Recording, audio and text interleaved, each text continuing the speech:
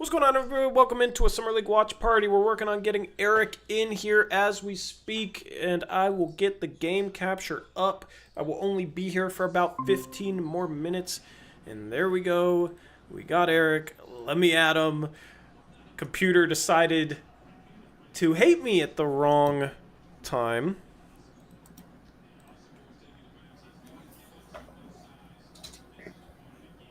And it's not going to capture Chrome. All right, Eric, I'm going to have to make another new link.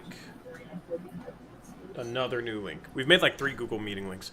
So we'll get Eric in here.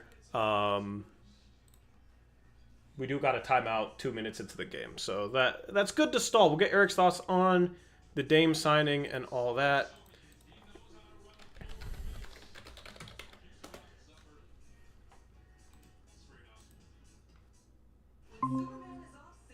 I also have my cat right behind my monitor. That's great. All right.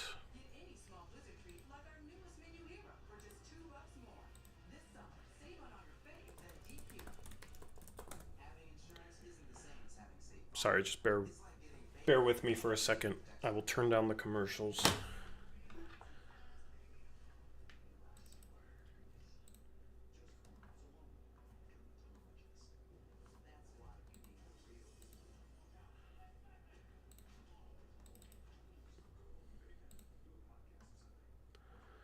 Oh, why is everything giving me trouble right now?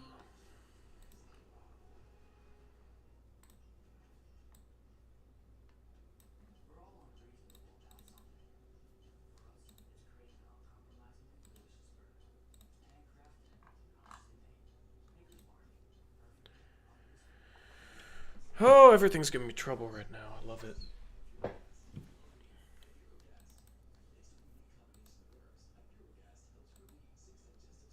There we go. All right. Eric, can you hear me? Are we good here? I can't hear you. You must be muted. I think so. I think we're good. Cool. Is my mic still good? Yeah. Okay. Hello, everyone. Alrighty, let me try and set up a game cast. We got the Blazers back from timeout. Love gonna shoot a little. He fades on a lot of threes. Eric, what's going on, man? Just give us your thoughts. We'll talk about the game, but I mean the more important thing right now is Damian Lillard is a Blazer again, and we've been dying to get your reaction to the news as the Blazers are down 10-2, drive past young Hansen.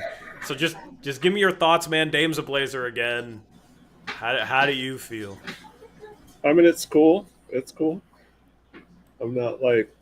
Hold on a second.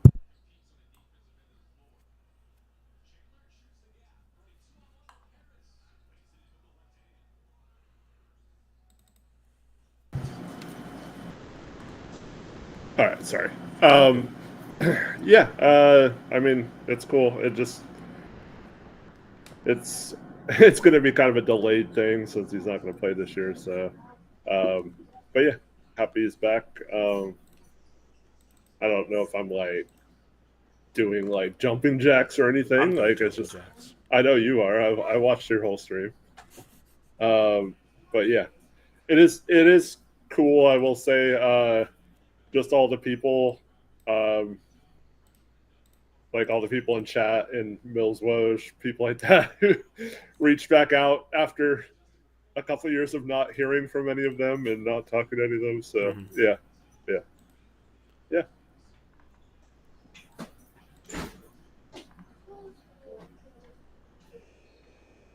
I may still be in a state of shock, says Meet That Boza. Most chilled reaction. Eric's just a chill guy, chat. Yeah, I don't know. I mean, obviously I had a couple hours to digest it. So I was like chugging along with my work day, actually way ahead of schedule. And usually I don't eat like in the middle of the day or anything. And I was like, you know what? I have time. Like, I don't have to be home until 5 for the game.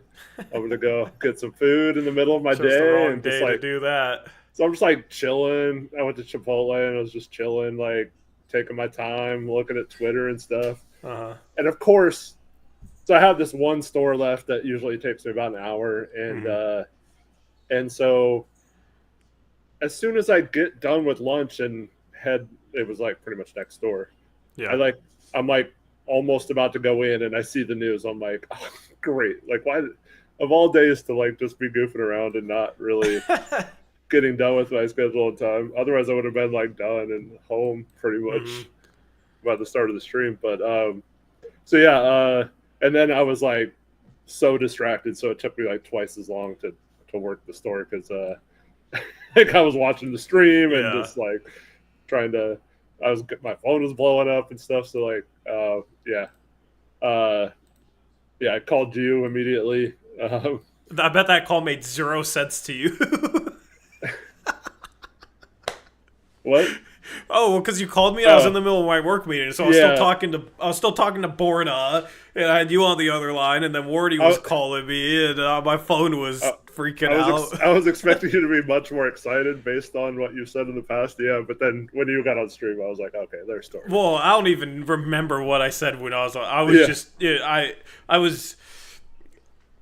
I thought Borna was trolling me, because he comes in here and he trolls. Yeah, I thought he was trolling me, so I was like, still not knowing. But yeah, man, I mean, I'm super pumped. You have your chance to solo stream, and like I'm out of here in 10 minutes basically, so you'll have your chance to solo stream, and maybe I'll be back for the end of the stream, but you'll have a chance to like give all your thoughts and stuff, and then maybe we we continue on this stream a little bit after the game and talk about it together once I'm back, and of course, watch some Summer League action. Blazers down 12-6 right now, so I'm over the moon, though. I'm over the moon. I just think it's super cool, man, and there's going to be a lot of cool things to see, and I think he's going to be a great offensive mentor for the young guards, but also like a great leadership like mentor, like showing guys how to lead vocally, like that type of leader. I think it's good because I think Drew's more like lead by example. Yeah, I think he's gotten better as the years have gone on. But is that Moses Brown in the game? I think so. Speaking of Joe Cronin free agent sightings, there's the second one. Dame being the third one. So Tyler J says. Go ahead. Oh, okay. I would say Tyler J says Eric at the very least we got better at shooting. Yeah, but not this year. It doesn't help us. Yeah, but I mean, they're not going to do it. The thing is like it was looking at like they're not going to do anything this year was kind of my expectation. So it's like at least they did something for next year, and at least they brought in some mentorship. At least they freaking used the MLE just in general as like a principal thing. At least they freaking used it. Was what I was about to say. And the Blazers actually, it's weird. You have to. It takes a lot to qualify for a no trade clause, and it actually I didn't know it. Like I thought it was like bird rights, like once you left the team, but apparently it's not. Like since he's had a certain amount of years of service for the team, he qualified for a no trade clause, which is interesting because then. Did Eric also just realize? Was he in our chat and didn't realize what we're talking about until now? Did you just learn, brother? This is our second stream of the day. Anyway, go on. So. I mean, Chris Haynes' tweet saying Dame was going to retire a Blazer or whatever, I'll take that as the truth, hopefully. But seeing his contract before that tweet, it did kind of set up to me like we're just kind of doing him a favor and getting some good PR, and then he has a no trade clause so he can basically force his way to a team then, a la Bradley Beal type thing, and also could opt out. But it sounds like he just wanted to be back here. But but his contract is a little interesting to be set up that way for those purposes. Yeah, I mean, even if he was like, okay, I want one more chance at a ring, and like Portland's not getting the job done 2-3 years from now, and he wants to go to a specific team, like, all right, trade him to a specific team. You signed him for nothing, basically. Like, you signed him for an MLE, you didn't trade for him. For like, sure. yeah, it's like completely fine with that. Not even really worried about that. I'm just like, one half of my pipe dream has come true, so I'm just ready for the Giannis. Hold the presses. Sean Padula just made a shot. Hey, that's Is that more his first surprising than if the Blazers traded for Giannis. No offense. I don't know if he's probably scored in the summer league, right? Yeah, probably. I hope so. Oh, good defensive play. Moses Brown still Moses Browning. Can Dula make another shot? In and out, across the lane. Kicks it back, good pass. Ball gets swung to Caleb Love. Short. But, shout out MGJJ123 with a $10 donation. Says, thank you, Dame. This is like winning the championship. I'm glad you got that feeling. Thank you, MGJJ123, for the $10 donation. It's a great feeling, man. Great feeling. I was really happy seeing that tweet saying that Cronin went to Dame's house to bury the hatchet and stuff. Yeah, props to him, man. That's commendable. Yeah. Yep. And Dame obviously must have. I mean, let's face it. Dame wanted to come back. I think he regretted leaving in the first place. Oh, look, it's Kennedy Chandler. Blazers Summer League legend. Go on. I do think he regretted leaving once he kind of like a few games into the Milwaukee season. And so like, yeah, I don't know if this was necessarily because of that, but it's still cool that Joe, did that. Because let's face it, the Blazers could have easily just been like, no, we moved on from that chapter, maybe down the road, but you're hurt, and we're trying to make the playoffs this year. So shout out to him for doing that, and the fact that it's at minimum a 2-year deal, possibly 3 years. That's also good too, because then it's not just because I legit had to, when I first saw we were signing him before, like, I was reading and I didn't get to the contract yet, but my first thought was, even though we signed him, will he ever play for us? Like, which still could be a possibility. But yeah. But anyways, I think was that an oop to Love? Yeah. Am I a little ahead of you? And then he gets blocked. Yeah, I think you're a little ahead of me. I mean, I'm about to leave anyway, so it's all good. We're talking about this, but yeah, go on. Yeah. I didn't have.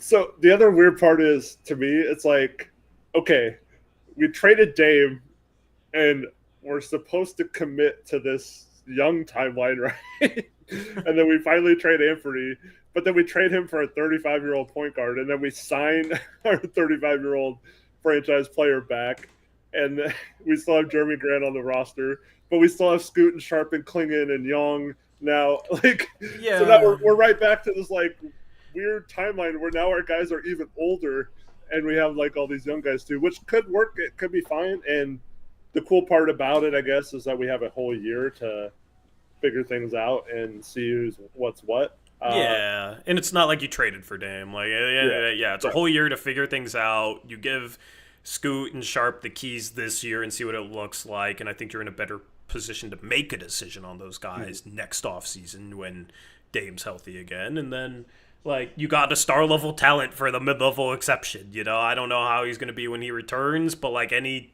player of that caliber, even with that injury, just taking a flyer on him with the mid-level exception, like, I would have been excited even if it wasn't Damian Lillard out of Portland. If it was, like, the same player, but say he spent time somewhere else, like, I would have been excited for that. Just because, I mean, it's a mid-level exception. We never do anything with it anyway.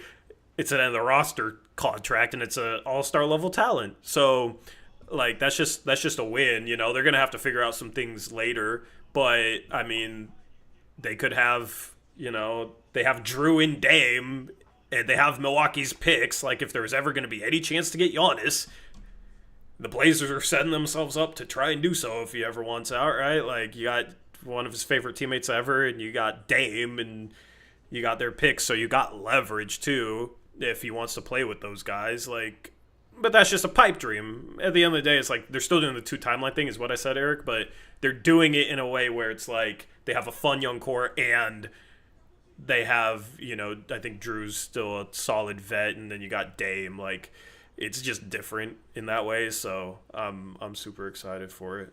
Because it's not like they mortgage the future for the present. Right. Yeah. So yeah, it'll be in. I think there's two things when it comes to Cronin moving forward.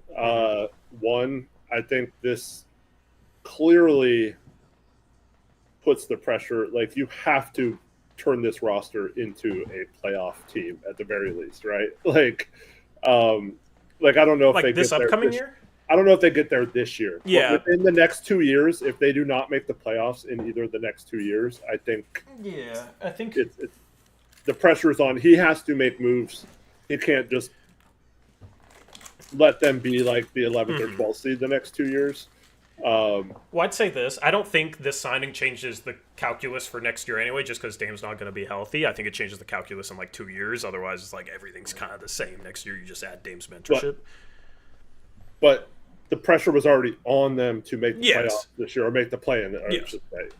So, to me, having Dame there, and you can say, oh, we made the play-in and we're adding Dame next year, or we made the playoffs and we're adding Dame next year. Yeah. That needs to be, I think, the calculation moving forward. And then you also have to make moves to not only just make the playoffs happen, but you have to. Young with an assist. It's not going to count. I will say this. Maybe it shouldn't be black and white with like play-in or not, because like they could be a 43-win team and not make the play-in. Okay, you know what I mean? Like the West is that stacked, so like just like. But like play-in or above 500 is what I'd say. Okay, so I guess I'll qualify it by if it's because of like injuries or something. But if we're right there in the mix, like let's say we're the 10th seed or 11th seed into the trade deadline, to me, Cronin needs to shore up the roster or do something to make us get that. And then just because that was a bad pass. Bad pass right back to us. But to me, it feels like, you have these guys. It feels like, Yeah, I gotta run. Okay. Yeah, but I'll part with this. Like, I think it changes the calculus in 2 years. I think next year is like the true year to find out exactly what you have in Scoot, exactly what you have in Sharp, and exactly what you want your path to be going forward with like those two plus Dame maybe, and trade Drew, or maybe you get aggressive and you keep Drew and you trade one of the guards. Like, they're in the position now to evaluate and then make a decision at the deadline or the offseason to go in a couple different directions, and I kind of like that. That's my parting words. You can give your thoughts on it. I'll listen in, but I'm out of here. And, am I just going to stay on the stream via your house, or am I switching over? Yeah, no, you're good on the stream. You're good on the stream like this. That's why we did the Google Meet, so you won't get collab cammed. All right. And, I'll mute my mic, and that's how we'll do it. All right. Have fun at your game. Thanks. Enjoy the stream. All right. Try to get into this game a little bit, too, especially since Young's in. Blazers just hit a three-pointer to take the lead after a slow start. Yeah, so my other thing about this is I think one of what Cronin will be judged on moving forward. I don't think you can keep Drew and Scoot and Dame all on the same roster moving forward. I mean, if you want to throw Sharp in there too, but he can play a little different role than the previous three. So, in my mind, I think I think Cronin's going to have to decide after this year or maybe at the trade deadline if it's better to have a short-term, maybe higher run with Dame and Drew at the tail end of their career. And, you could still sprinkle in Sharp and Klingon and stuff like that. Or do you have Dame in more of like a secondary role and have, if Scoot's like so good this year that you have him in a situation where you move on from Drew, get some more assets, or maybe trade him for a different player, a different position that helps you win. And I know Drew and Dame can maybe play off ball a little bit or whatever, but it's not ideal, dude. It's not ideal to have three of them. I mean, two of them, yes. So you could play a guard rotation of Dame, Drew, and Sharp, or Dame, Scoot, and Sharp. But to me, you can't have Dame, Scoot, Sharp, and Drew. Like that's just, yes, one of them can play some minutes at the two, but you have two people that need minutes at the two then. So they're gonna have to fix that. I mean, there's four guards now. And this is a huge year for Scoot. So he's either going to take a step up, and it'll be like, no, he's definitely our long-term answer at point guard, so we're not going to mess that up, and we're going to keep him and make it work and probably move Drew.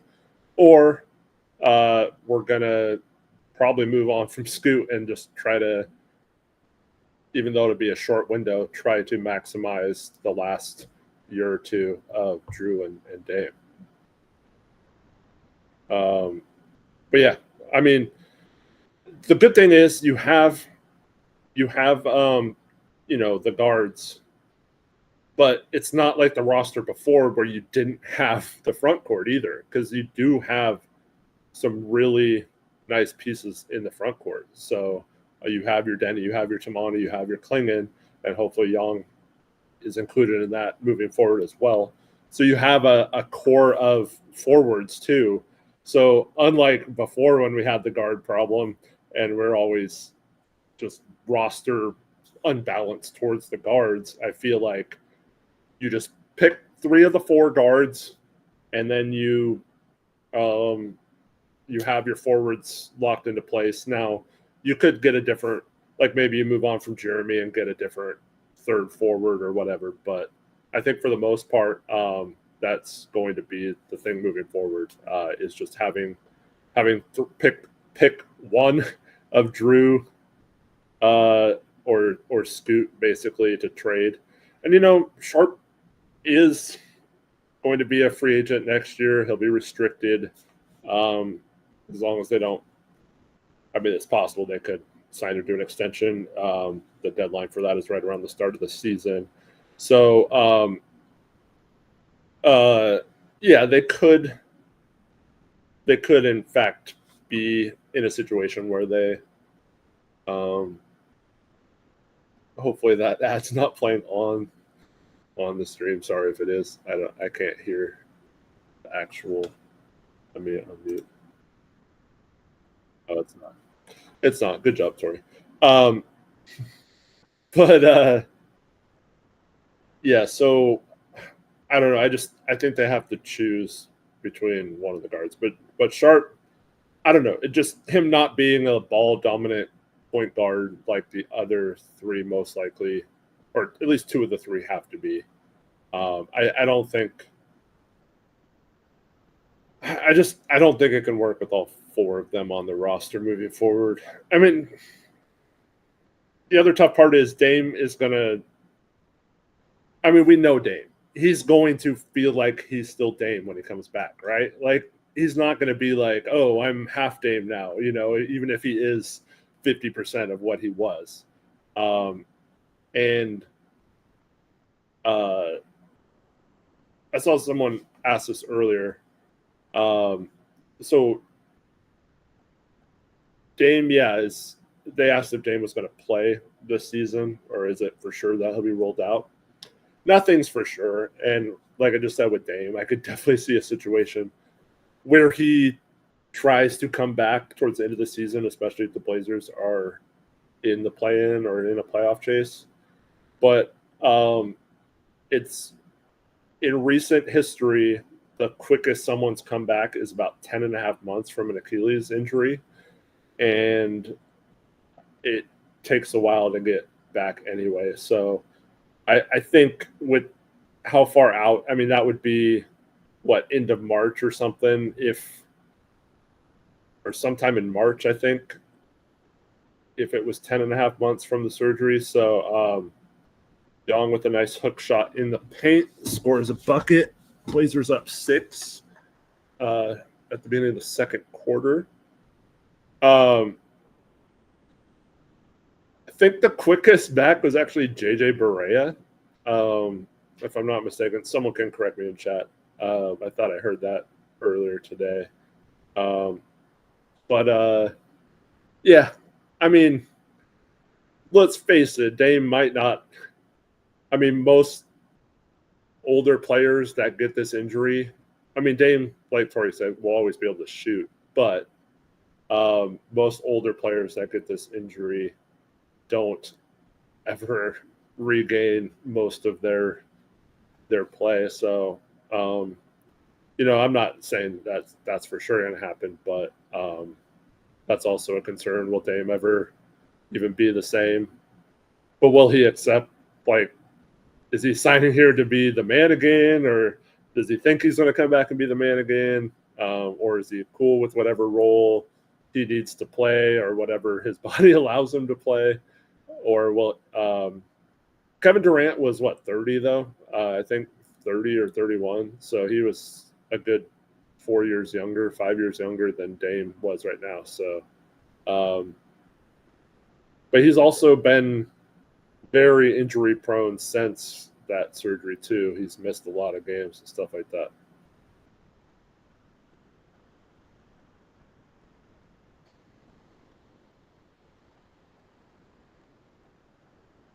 Overthinking it. Okay.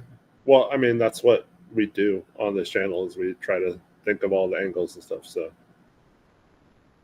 if we win this game, we don't make the playoffs. Correct. There are actually, it looks like there's going to be more than 4 teams that went undefeated, and that means that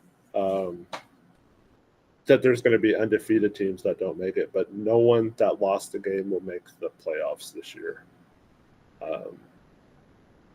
I feel like that hasn't happened in the past, but I might be wrong. It hasn't been this format for too long.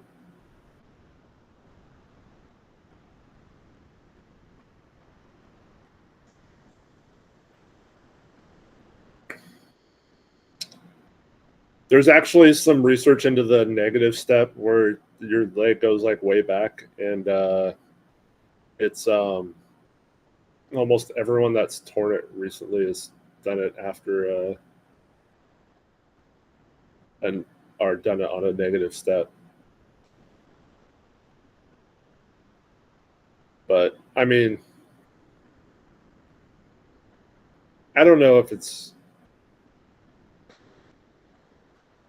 B Blazer says that it could be because guys aren't practicing these days, or Paul Pierce said that maybe. Yeah, maybe.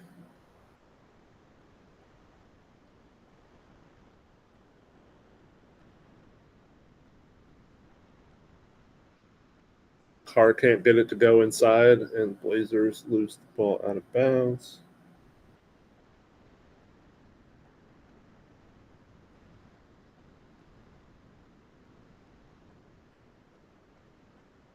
Yeah, I'm just kind of rambling.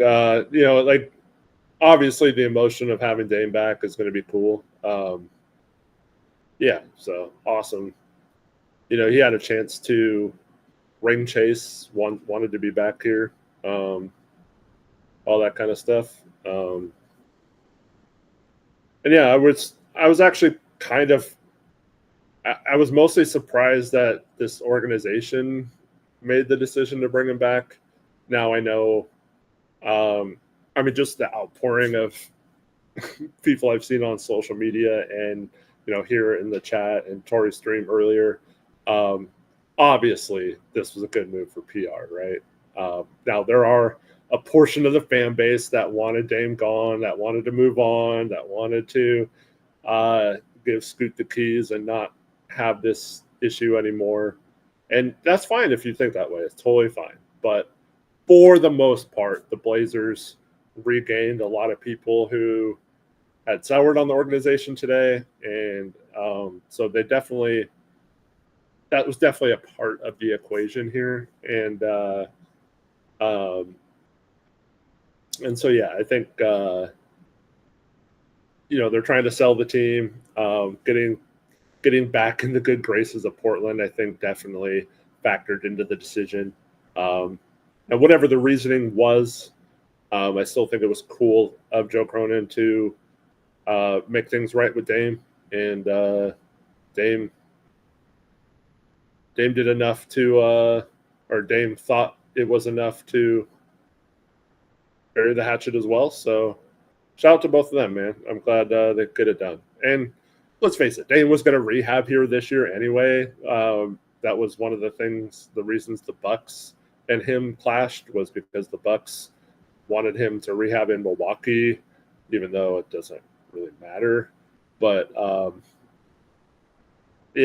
so whatever team he signed with, whether it was the Celtics or whoever it was rumored that he was possibly going to sign with, it wasn't a case where he was going to be around the team or whatever. But now on Portland, I do think he's going to be around the team a lot.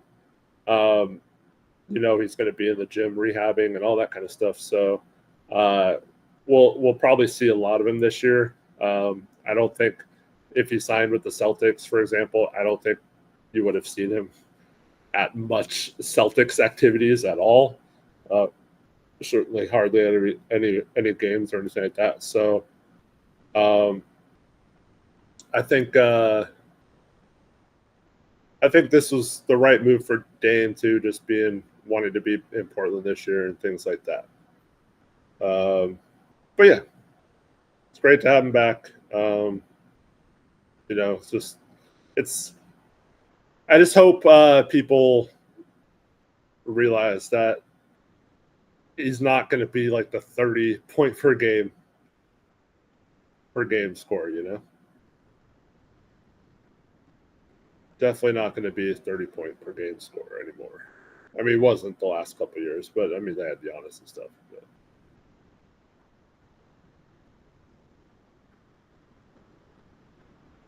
All right, let's get into this game a little bit. Rockets are going to shoot a 3 and cash it, cut the lead to 2. Yeah, I mean, especially if he's coming off the bench and just, scoring 15 to 20 points a game or something. I mean, if he gets back to where he was last year, that would be almost a miracle. But just think if we got a 23-7 Dame, with the roster built the way it is right now around him next year, man, that'd be crazy. Definitely have a good shot.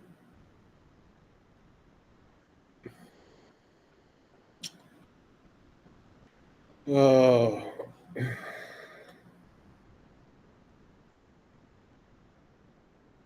Jordan A had to come in here and say, "Are you guys still complaining about Cronin?"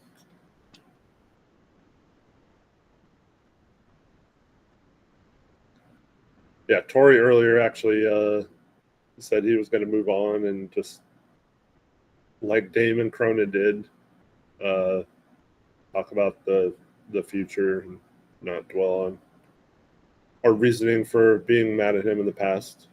He still has to do some stuff, though. It's like it's not a perfect roster. Well, you do a lot. Okay, yeah, correct. We do a lot. If you don't like that, just go away.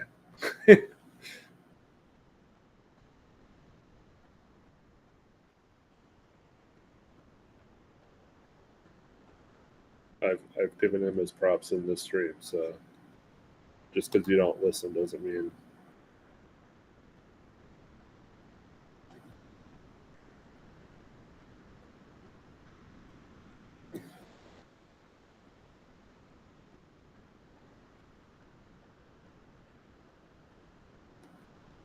This gives us the capital to get another star. Anyone out there you have in mind besides Giannis?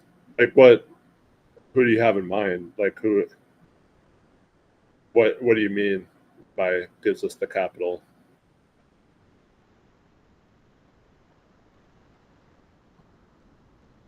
What? I mean, we have the picks and stuff, but like maybe next offseason they can find a way to get some cap space if they traded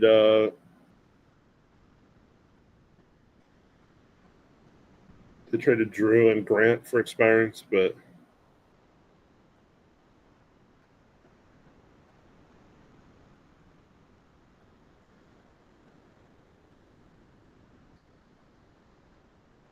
B Blazer says I think Cronin is thinking big picture Giannis for that championship. I mean, come on. Like, so he didn't even know. The league was shocked when the Bucks waived and stretched Dame. So like that couldn't have been the plan. That could not have been the plan. Like it's not this was a coincidence that Dame ended up being available and ended up wanting to return home, was going to be home this year anyway. Like I said, credit to Cronin for making things right with him. So yeah, that's cool. But let's not act like his plan is to lure Dame back and then get Giannis or whatever. That was not the plan heading into this offseason. And that's not negative, Jordan. Shut up, man. You're stupid, man. Like you're just complaining to complain. I'm saying I'm giving Cronin credit, and I'm saying simply that this was not his plan moving forward, man. Like I don't get why you think that's complaining.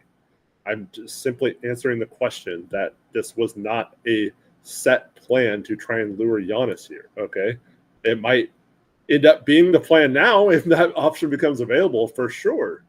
And if Cronin pulls it off, he'll definitely get credit for it. But like, let's not see. This is what happens when people come in here thinking that all we do is complain about Cronin. It's because some of you think like he has these master plans, but he doesn't actually have those plans. And signing Dame doesn't change that, right? But now it could be the plan. Now that we have Dame, now that we possibly have the assets to push all in, to go for it, it is kind of weird, man. Yeah.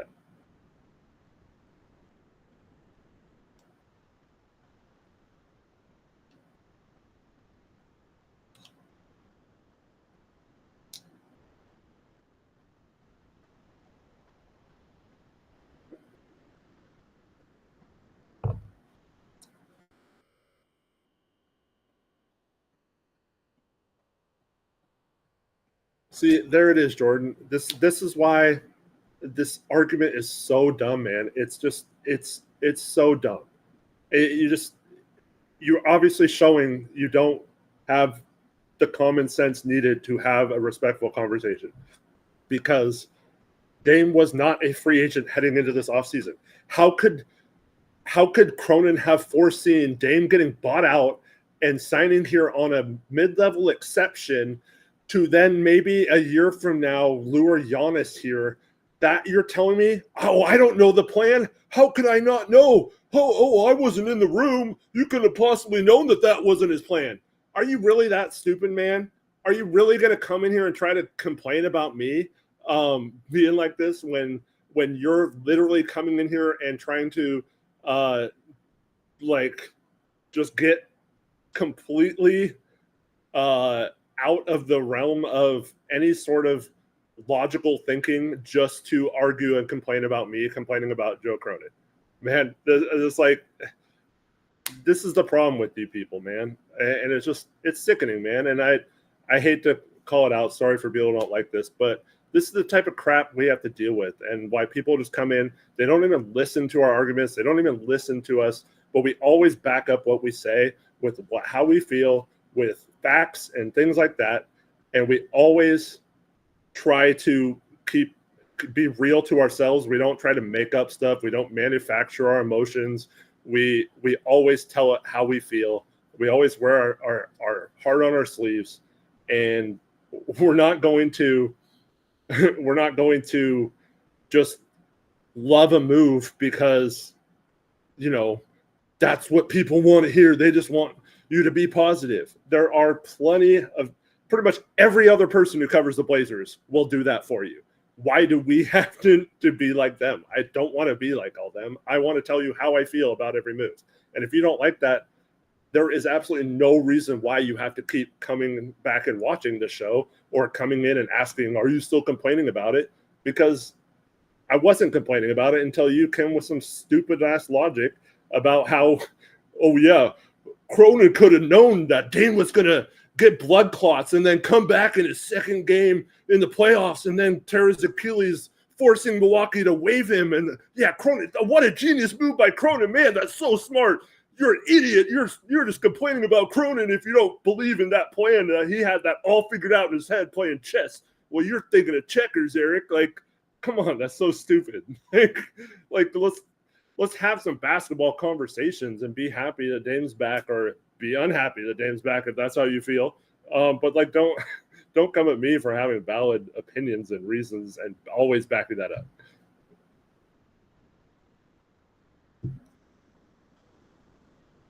Meanwhile, Young got a nice block.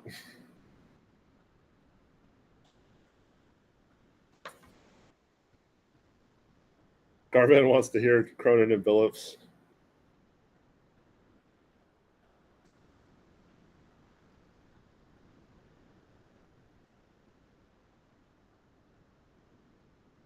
Eric's mad because he doesn't play chess.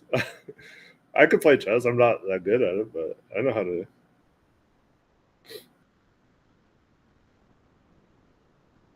Poison Ivy says the Suns are interested in Kuminga. Yeah, I have seen that. Obviously, I wasn't talking to you, B Blazers. I wasn't directed at you. Sorry if you thought that. But yeah, the Suns. I don't know. I mean, obviously they're going to try to get Kuminga. But yeah, I don't know, man. I don't think they're going to pull it off. They just don't have many assets that Golden State would want. I don't know what they'd trade to Golden State that they'd even need. I think the Kings were rumored to want Kuminga too, and it seems like they would be able to put together a much better package.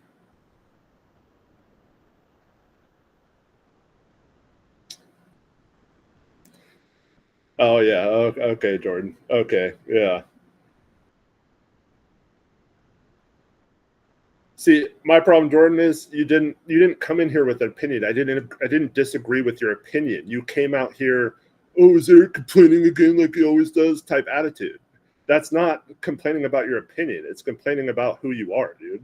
And it's stupid. And it's disrespectful to anyone who understands basketball if you would be that stupid to think that Cronin had this master plan to get Giannis and Dame was going to tear his Achilles and he'd be able to sign him for cheap after getting waived. Like, it's stupid, man. I'm not disagreeing with your opinion. You can have that opinion all you want, but it doesn't make it less stupid.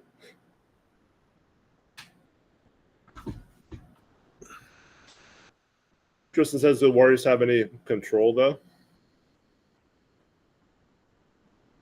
I mean, they have a little bit of control because they can just refuse to do any sign-in trades and just make him basically sign a qualifying offer. Now, they wouldn't get anything for him if he leaves in a year, but yeah.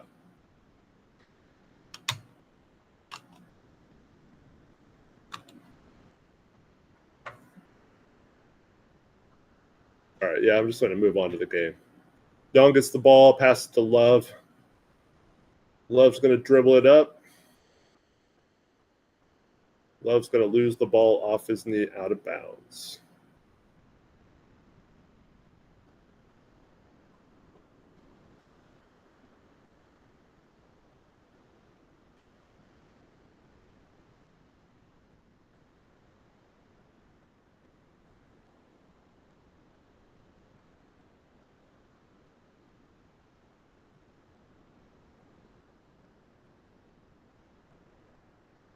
Did you ask if I think we're going to keep Jeremy now?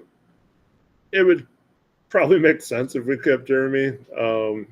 Ever since trading for Drew, it probably makes sense.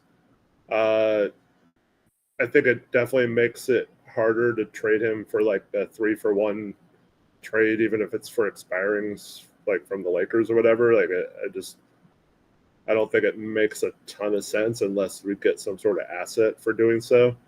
But I think the Blazers just need to make a decision if they're going to try to win with Jeremy next year when Dame's back, or if they're going to try to set themselves up to find that third forward elsewhere by next offseason. I think that should be their main goal.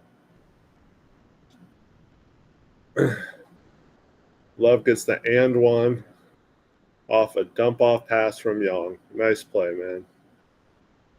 That's why I like him in the low post too sometimes. I mean, he's been doing well in the high post, but I like to see him go down the low post. You can play inside out game to shooters. You can throw skip passes. You can have cutters the same way you do with the high post, and it's a lot easier to just dump it off like that. So yeah, I'd like to see him utilize that just as much as they do him in the high post. But yeah, just do a little bit mix both. Yeah, I mean, depending on what feed you're on, you're probably ahead of me. But Young's going to throw an outlet pass to Sissoko, who lobs it to Bouknight, who finishes with the reverse lay-in. And Portland breaks it open to 9-point lead with 20 seconds left in the half. See if they can stop the Rockets and might get a chance to score again at the end.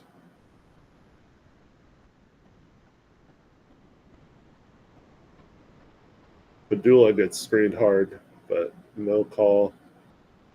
Rockets hit a shot. Can he try? Oh, man, that worst possible thing. So I think it was Kenny Chandler hits a shot, mid-range jumper, to cut the lead to 7, and then the Blazers inbound it to Padula, and he loses the ball and then commits a foul. And they are headed to the line with just a few seconds left. Chance to, instead of the Blazers going into half up 9, it looks like they might only be up 5. Just bad stretch there. Padula, unfortunately, has looked absolutely brutal. He is definitely not. Oh. Ooh. Sissoko saved it. So he missed the second free throw, and they got the ball back. Harris had a chance to score again. It would have been a 5-point play to end the half, basically. And luckily, Sissoko blocked the shot. So Blazers up 6 at halftime. The second half of this game, I am going to really focus on the game, and then we could talk more about all the rest of the stuff later. What's up, Taylor? How you doing, man? So yeah, what's up, chat? How is everyone? Are you guys excited about Dame?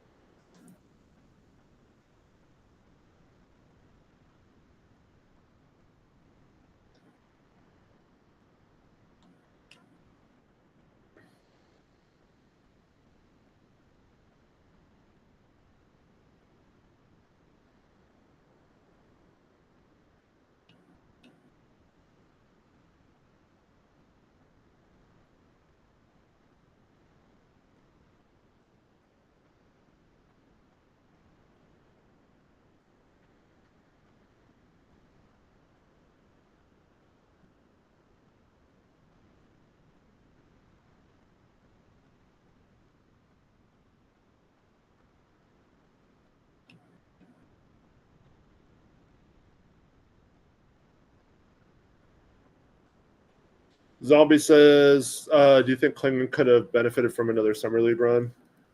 Honestly, I don't think so. I don't think so. I was a little disappointed Scoot didn't play last year. I felt he could have benefited from it. But I think Klingon.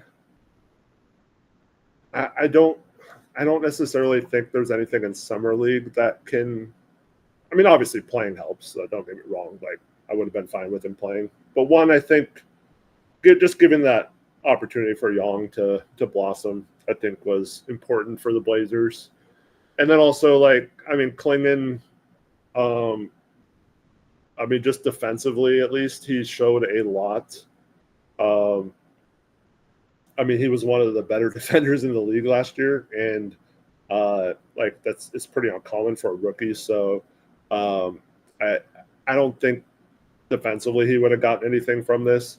And yes, he does need a ton of work offensively, especially scoring around the basket and stuff. But I don't really think summer league is the best for a big man to learn to do that and stuff. So I don't really think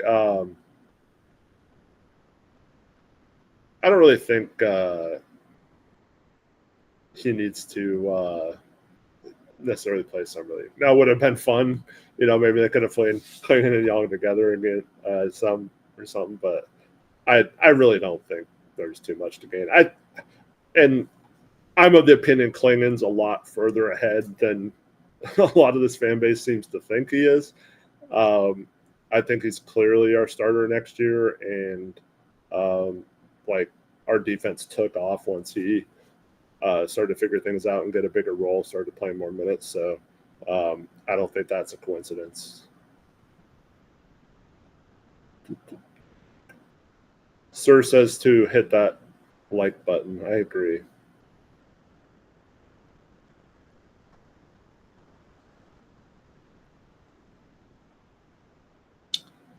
Rohan says, if I was from the future and we cashed out all our picks for a star in a year, who do you think it is?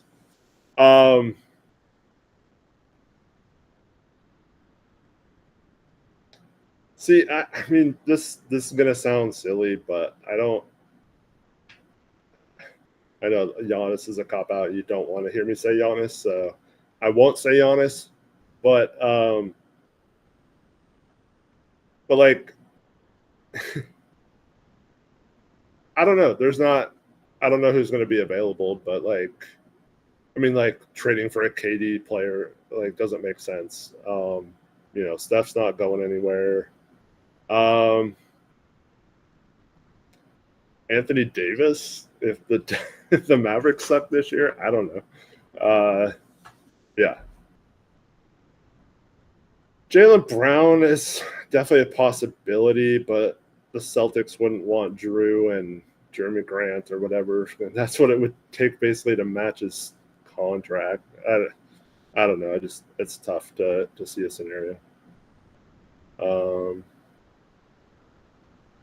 Siakam, I don't know, man.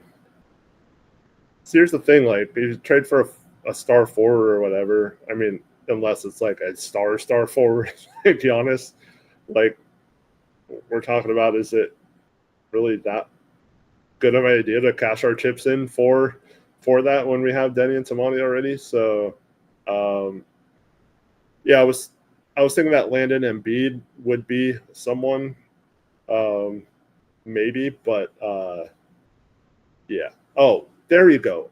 Wise, thank you. That was actually, so I told you my first thoughts when we traded for Dame, or when we signed Dame earlier today. My second thoughts, and I could not get this out of my head, so this will also answer Rohan's question. But what if they just went all in for Bam and brought him here, and instead of Dame going to Miami or whatever? Yeah.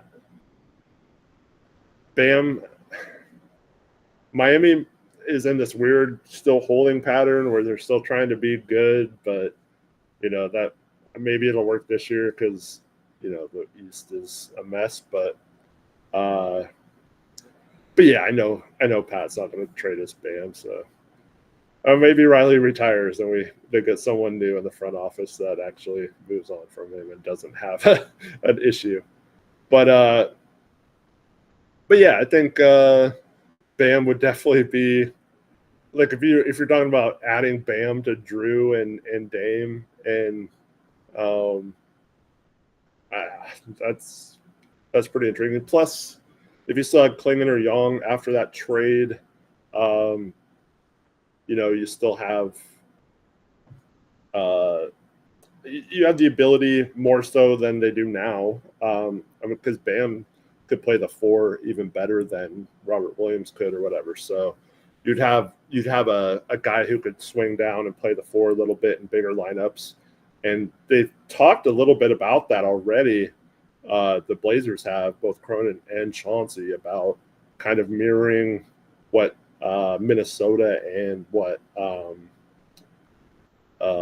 Cleveland did, and to some extent the Rockets this year towards the end of the season with Şengün and Steven Adams playing together. So yeah, there could be a scenario. So I think Bam makes a lot of sense, but I still think Giannis is much more likely just because we control so many of the Bucks' future picks. Man, if we would have gotten that Bucks pick, or the best of the Bucks Pelicans pick in that trade, instead of the Magic one. And no, I'm not saying anything about Young or whatever, so please don't take this out of context. But like if we had that right now, I'd almost put it as over 50% that we'd be getting Giannis, because we control possibly their pick if they're horrible next year. And then, yeah.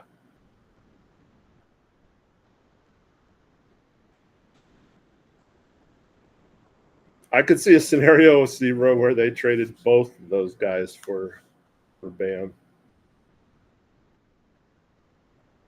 Oh, Sissoko with a nice spin move. Loses the ball, though, but kicks it to the corner. Almost turns it over. Love gives it off to Young. He's going to kick it out to Carton. Carton's going to drive. Sissoko's going to pump fake and then shoot a 3. Cashes it.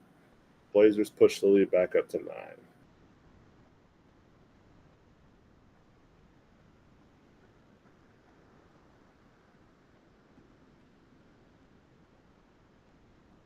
I do think, though, the Miles Turner thing, I guess, was like Giannis went to the front office and asked them to get Miles Turner. So when you go out and do that, if Giannis like asks out or whatever, I think that's kind of lame. Young's going to try to spin, but he thought he got fouled. Throws up a wild shot that doesn't hit anything. Rockets with a long shot, bounces off. I need to bring up the Rockets roster. Yeah, his favorite player is Drew Holiday, but I mean, he didn't request a trade to the Celtics last year.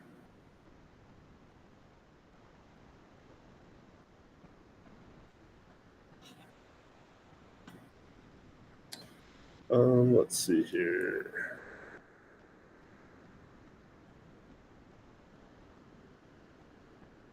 Young knocks someone over. Blazers pushing it. They got Young open on the backside, but miss him. Love's going to try to break down his guy. Spins to the middle. Shot comes up short, but he's fouled. It's headed to the line. All right, I'm going to try to find the Summer League roster.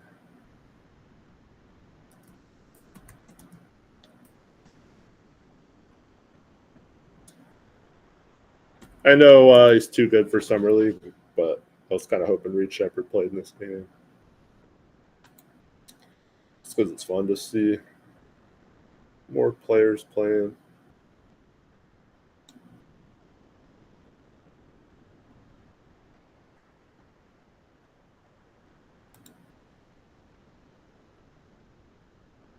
All right, let me bring this.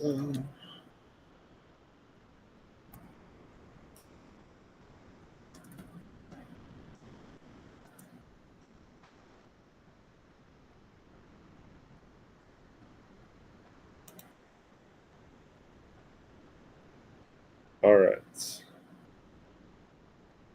Oh yeah, they had Nafali Dante. Is he playing in this game or is he hurt?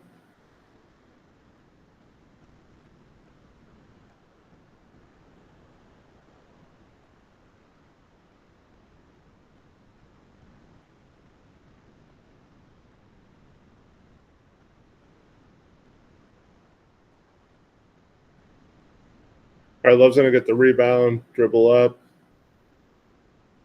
Gonna try to get to the basket, kicks out to the corner. 3 bounces out and then falls down. Is that Carton in the corner? I think. Oh no, that's not Carton. That was Book Knight. Rockets come right back and score the other way. Book Knight's gonna bring the ball up. Gets a screen from Young. Misses him on the roll. Sissoko tries to get it to him, but it gets kicked.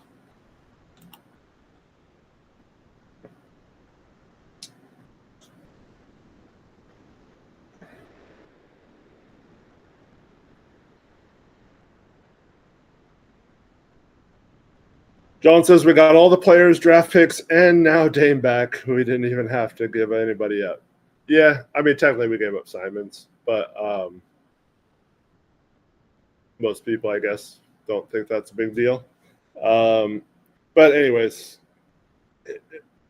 that argument would make, or that point would be a lot stronger if Dame wasn't now 35 with an Achilles tear that's going to be out for a full season. So it's a little different when you're not getting the Dame back that we traded or even close to it. You're getting a person that's out for a year.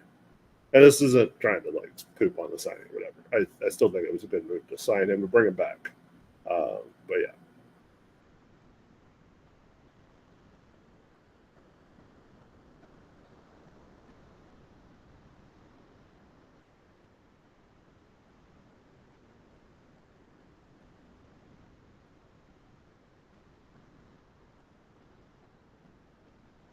All right, Blazers missed the 3. Rockets get the rebound. Blazers still up 9. That's great. Scores inside. And yeah, that's his name. I don't know how to pronounce his last name. The Sober. Sissoko fouled him.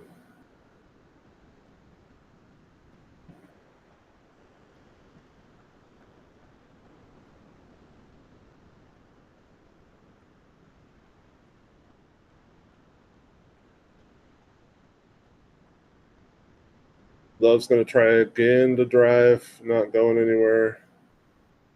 And then, what do you get called for a travel? I think he hop step, or is it a legal screen?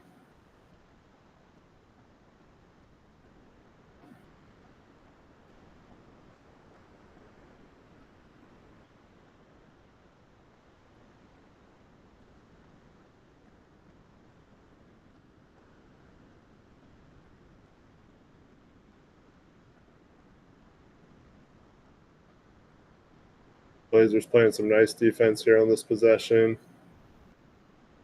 Always sucks when Young's out of the game. Love's going to drive, finish inside, and one with the foul. Flexing on him. Flexing on him.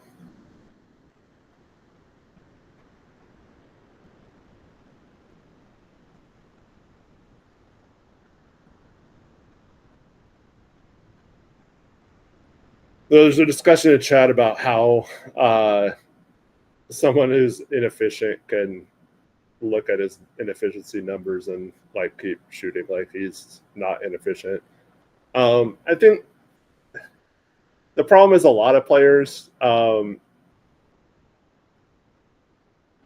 they believe in themselves so much that they don't think they're going to be efficient, or they don't think their inefficiency is their true self. So like Caleb Love, when he drives or whatever, he's expecting to score, not to miss a shot or whatever. So fact that he's like only a 32% shooter in college or whatever is like, he doesn't feel like he's a 32% shooter, so he's going to keep shooting. And that might be the right mentality for some, but yeah.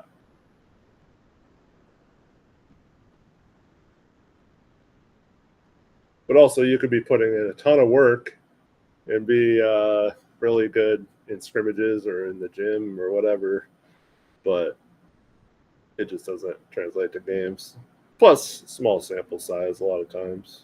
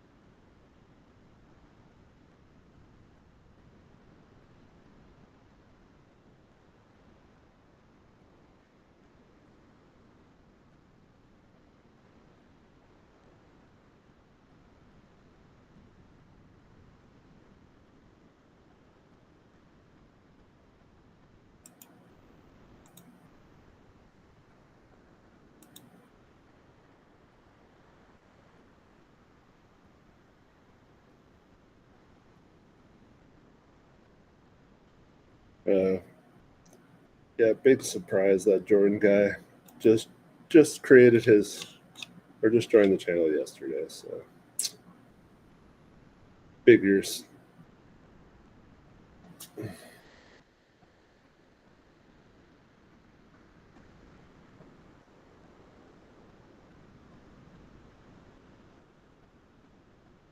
right, we're in a commercial right now.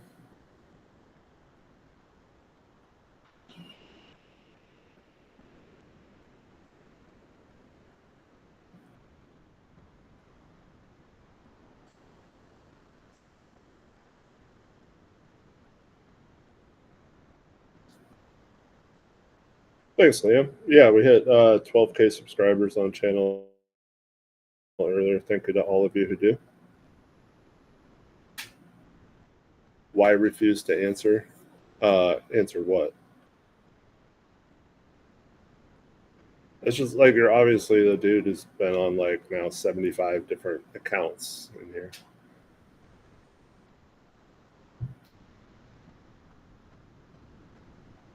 And you've been very disrespectful in the past. So you always end up just saying, oh, you don't respect other opinions when you just come in here acting like whatever. Am I excited for Chris Murray leap? If he takes a leap, yeah, sure. Dude, stop.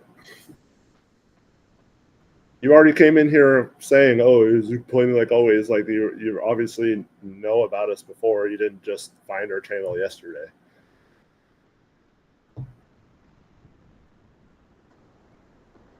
All right, Blazers only up 5. Padula's going to dribble up the court. Going to call for Young's pick.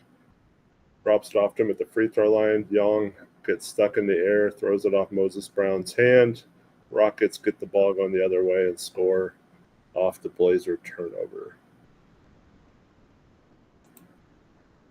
Thank you, Damani. That's what I wanted to say. But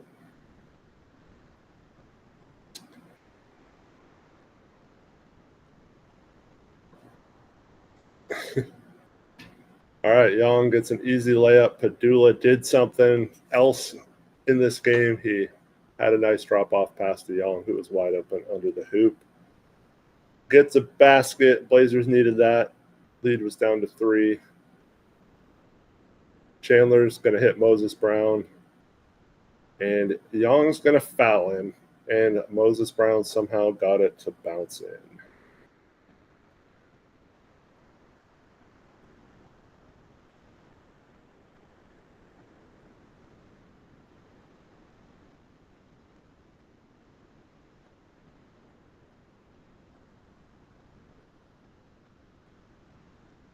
Robert says Padula ain't that bad though. Have you not been watching the same game? Or is it all these games? What, G Willikers? We landed on the moon?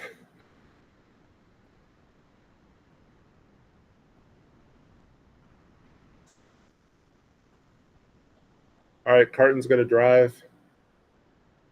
Looks like there was a foul called on Moses, and Carton is going to the free throw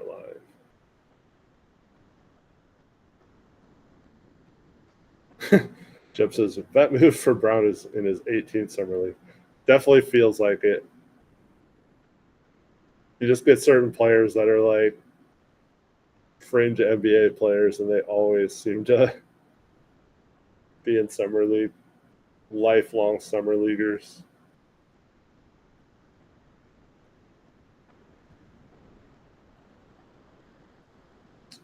I mean, what, this is Book Knight's fourth? This is fourth summer league? They're taking Young out again? I think they just came back in.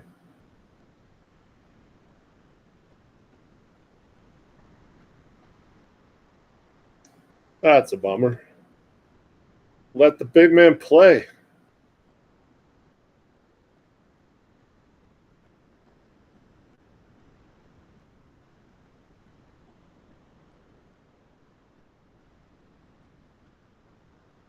He's breathing pretty heavy, though. He's just tired.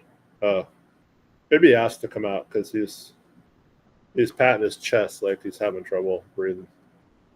Kevin Torrey went to his rec league game. He might be back around the end of the game.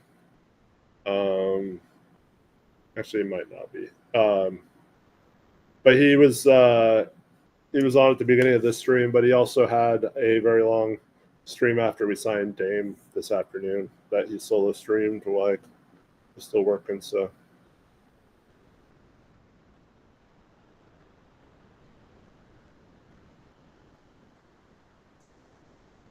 Liam says it's time for Moses to go dominate in China. Did you guys see that Nas Little signed with the Japanese league team?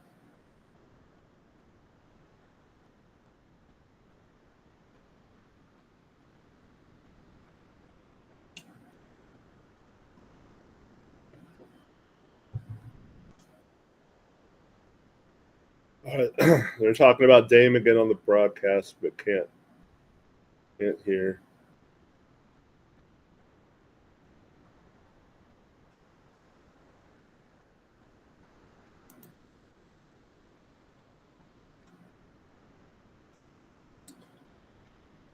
All right. Blazers miss a 3.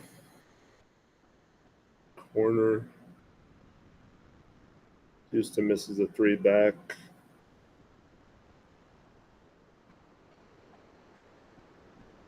Blazers going to get another 3-point shot. Brick. Carton misses that one.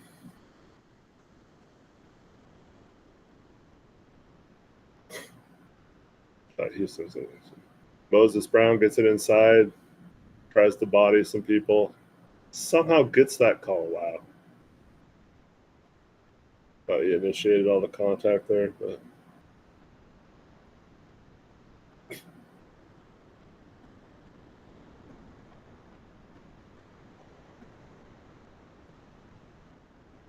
no, it's just because he went through every single account possible with just like one name, and now he had to move on to putting an initial after the name. So now it's.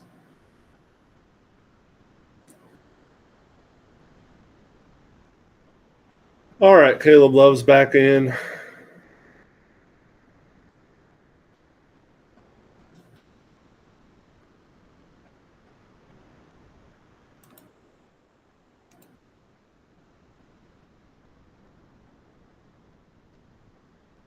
That was almost as bad. I almost just closed out the Google Meet, which would have made it impossible for me to get back onto the stream. I guess I could have switched it over to my screen.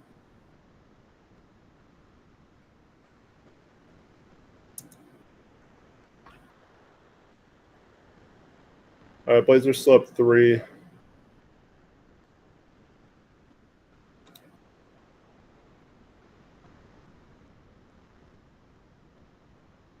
Kickball.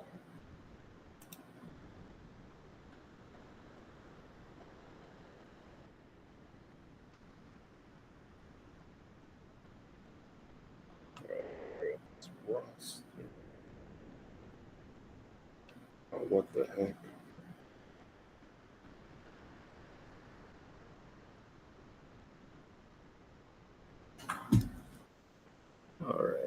Trying to look at names here. It's so small. So small.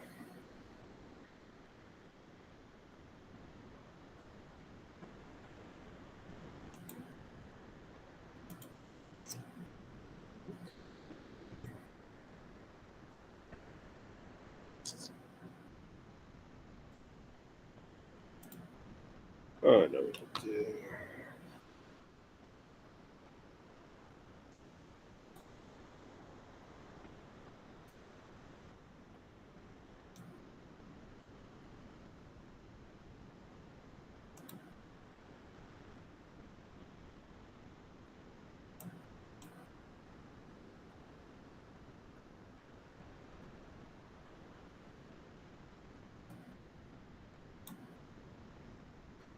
All right.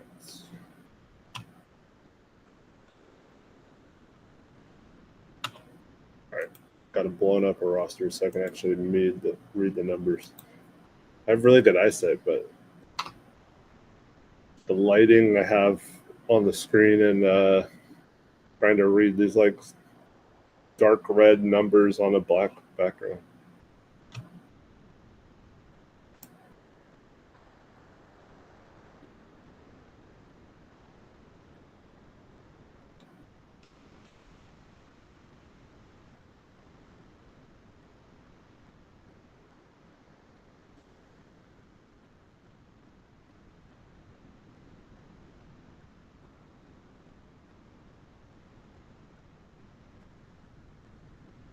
All right, Padula's going to bring it up.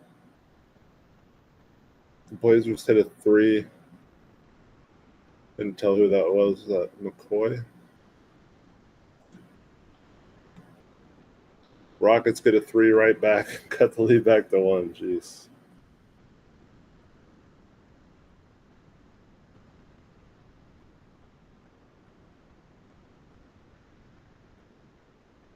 Love's going to shoot a 3. Misses.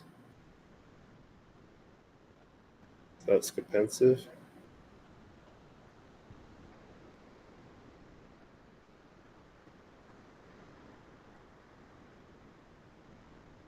Love missed a 3, but I think Spencer got the rebound and put it back in.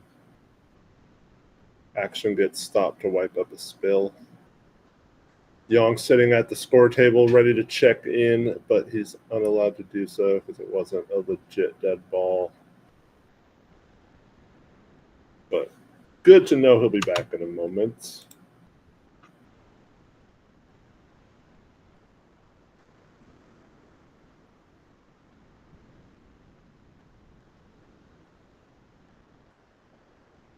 I can tell you Rich's thoughts, Madden.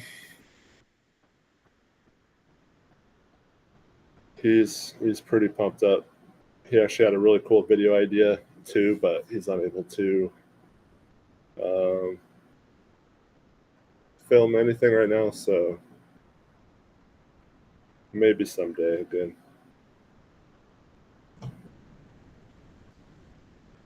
Anyways, for those that interact or know Rich, I'm actually gonna meet him in person in like 2.5 weeks, so I'm really excited about that. He lives down in the LA area, so in enemy territory down there.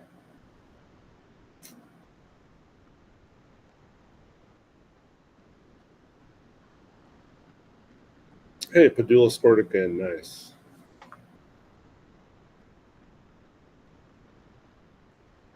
Oh, Young hammers the guy. Looks like he fell on his wrist. Hopefully he's okay.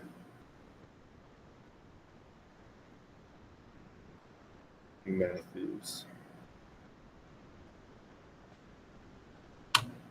Number 40. Ooh, yeah, that was a hard foul. I wonder if they're going to take a look at that. Cameron Matthews. They're going to see if it's a flagrant. Hopefully the Younger doesn't get called for a flagrant foul here.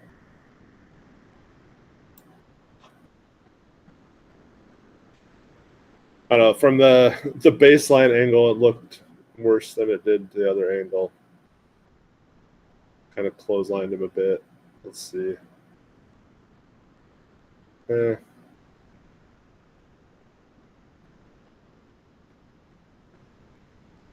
His left hand kind of pulled him down a little bit. I mean, am I going to be surprised if they call that a flagrant? No, but I don't think that's a flagrant foul. He just fell funny. I feel like he just got knocked over while in the air. I don't think that was like the definition of a flagrant foul, but I know you're saying common foul, Damani, but I have a feeling they're going to rule it a flagrant. I can't hear him though.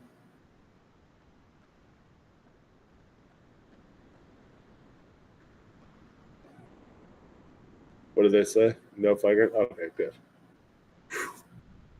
Don't want Young kicked out of the game or anything. Yeah.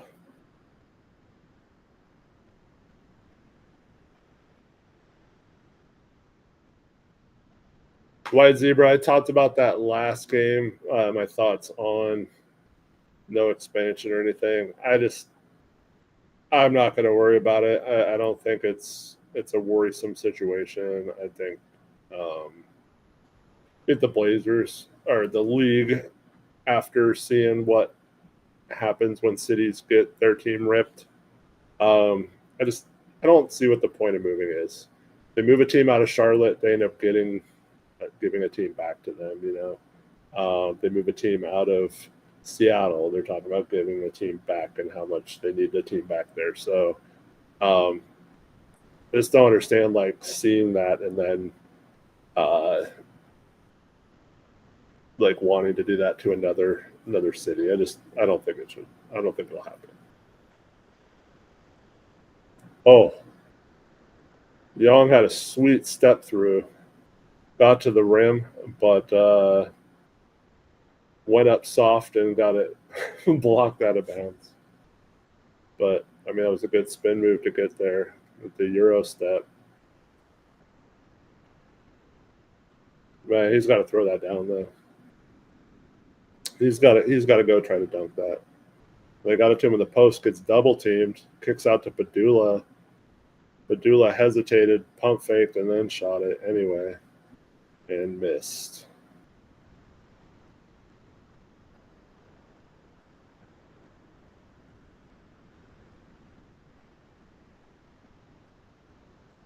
On defense, he's almost getting a little too spun around at the hoop. Like he's like reaching back and across bodies and stuff. I think that's one of his issues right now. He's got to learn to like step in or slide in and go straight up. That verticality. He's a really big guy, by far the biggest guy on the court. You don't need to like try to reach across bodies and stuff. You should slide in front of them and just use your long arms to affect shots. It's something that I mean, Klingon had his foul trouble too, so he definitely did that as well. But Klingon, he does do a little bit better job of trying to get vertical sometimes.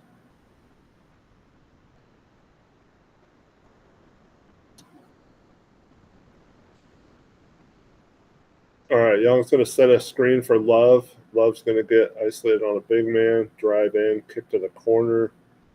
Shot is off. Blazers can't get an offensive rebound. Rockets pushing the other way. Kick to the corner. They're going to hold. There is about a 6-second differential between the game and the shot clock. McCoy, I think that's McCoy, ends up fouling on a drive. Yeah, another foul. Blazers should get the ball back with about 9 seconds left.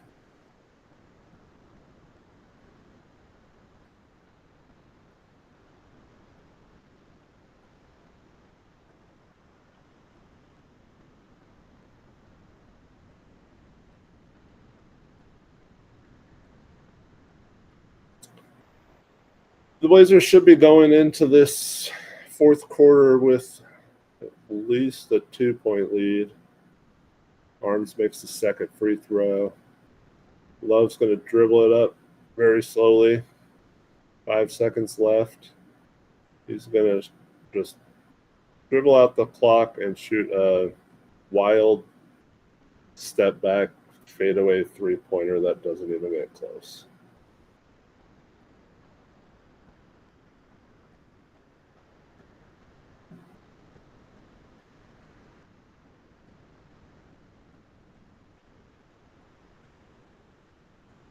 Yeah, I'm really excited about Splitter being on the coaching staff along with James Posey. I think both those guys are going to bring a little bit of an edge to our coaching staff.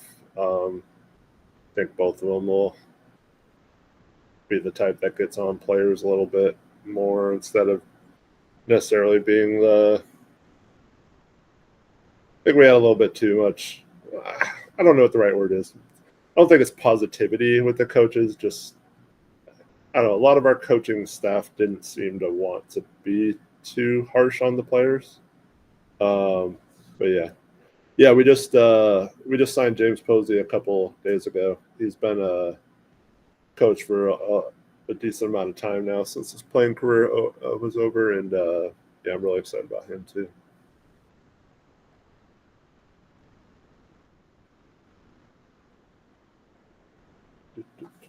Yeah, the coaching staff is going to look a lot different this year. Now we'll still have Bjorkgren and his shiny head walking out, talking to Chauncey all game. Seems like he's always out there talking to Chauncey. But other than that, I think Hershke is back. Ronnie Burrell was, I think, part of the coaching staff for part of last year. Maybe it was at the end of last year, but yeah. But I like our coaching staff this year. What's Eric's at? What are you asking, One Piece? What's my what at?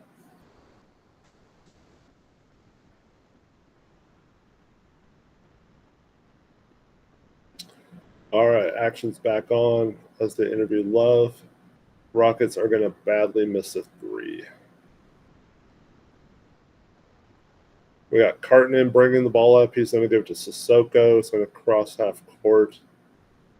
Young's back in the game as well. Gives the dribble handoff. Back over to Sissoko. Sissoko's going to drive, pull the Denny, push off move, and falls to the ground. Misses his shot. Rockets coming back the other way.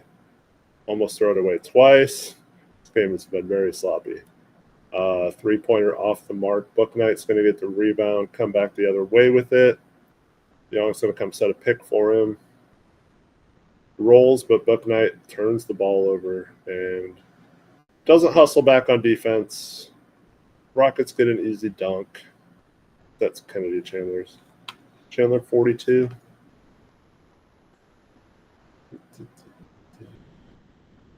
Oh no, Adonis Arms is 42. All right. Who just hit that? 42? 42. Oh, it's Bouknight.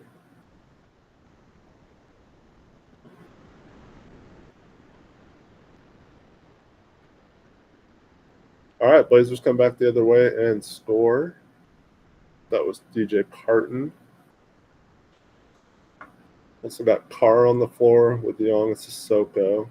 Sissoko leaves this guy wide open. Luckily, he misses it. Young gets the rebound. He's going to dribble up. Oh, tries to throw. Wow.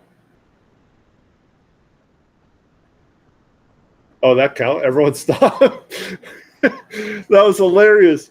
So Young threw a back door pass at the top of the key, and it was like not there, but the Rockets players like stopped, and Carter was the only one who kept going, and he just got the ball, and then there was no one home, and everyone stopped, and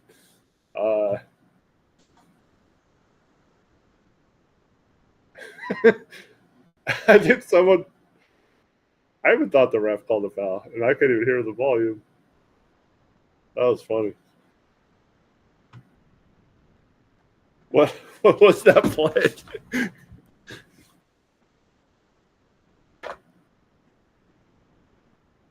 All right, Buck Knight's back at the line.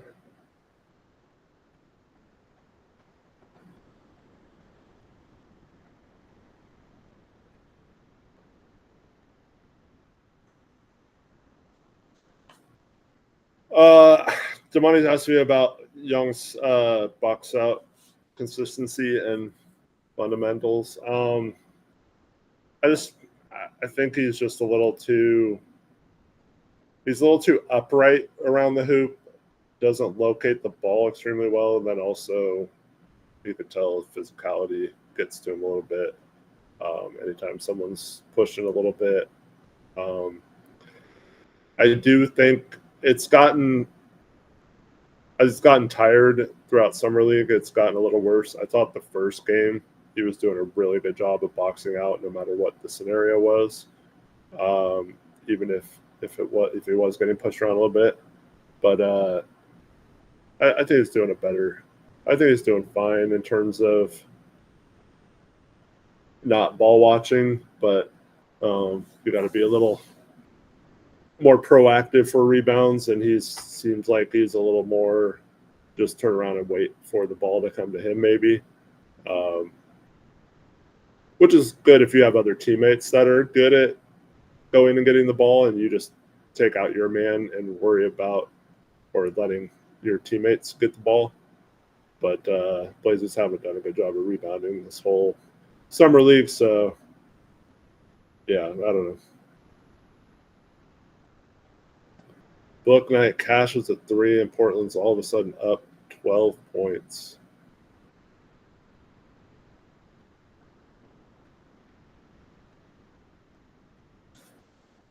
Man, if Portland just didn't have that fourth quarter collapse against Memphis, we'd be watching the scoreboard right now.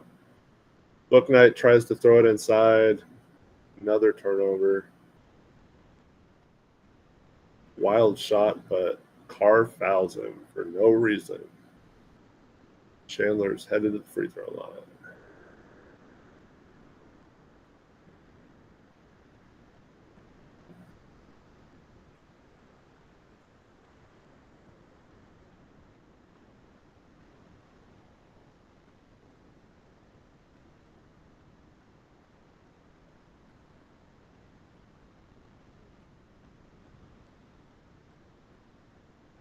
Weird, I can't tag Eric Brandt even though you just tagged me one piece.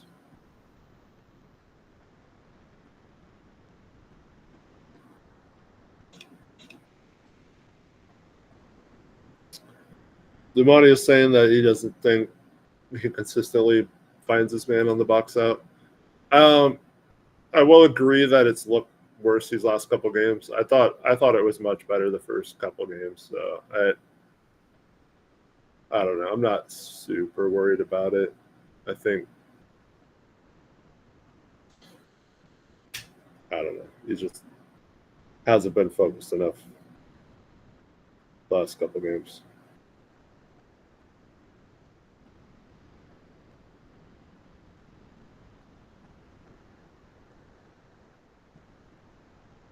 All right, Chandler thought about shooting the mid-range jumper, thought twice, and then turned the ball over.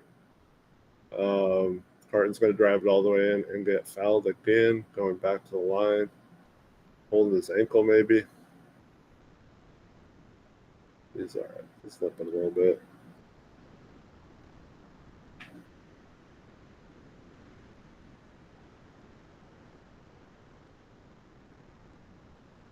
Yeah, when you pair him with a forward like Grant, that could be an issue. But, that's what training camp and the rest of the offseason is for. It's one thing I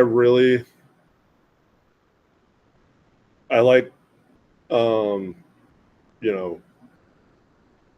recognizing what players need to work on between now and the start of the season. And you have, 2 months until training camp, and then another 3 months until the season starts. So I find like little things, or I try to find things about each player, especially Blazers players, and then I want to see, 2 months from now whether they've been working on those things since summer league was over. So hopefully with Young, he just gets a little bit more understanding of where to be, how to box out, and when to go for the rebound and when to just clear out your guy, stuff like that. But he's a young big man. That kind of stuff all takes time.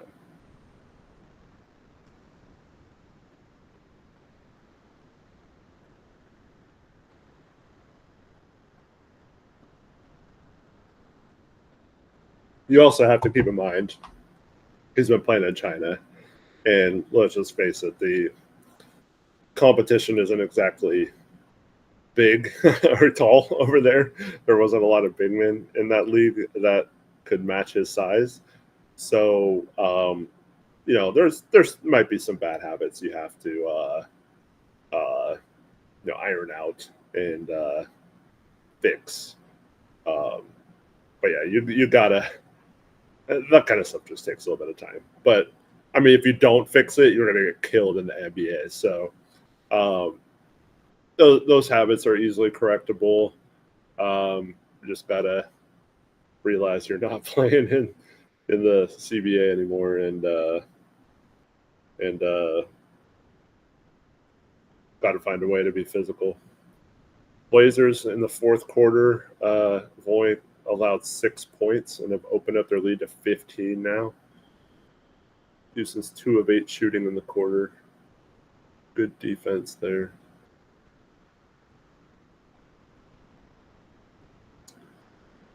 This is about the time where you start to see sometimes some players that haven't played yet. No, the Blazers haven't gotten there yet.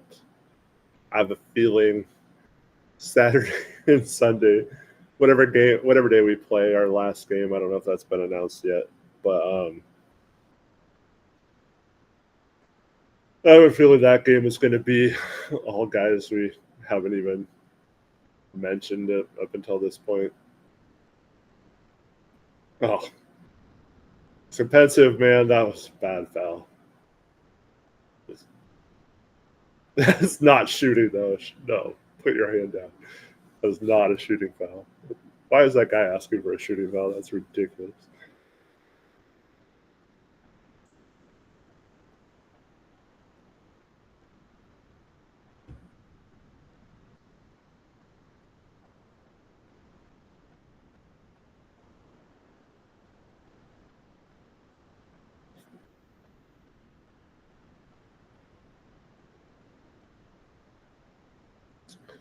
Yeah, Dr. Mantis, we still have one more game. It's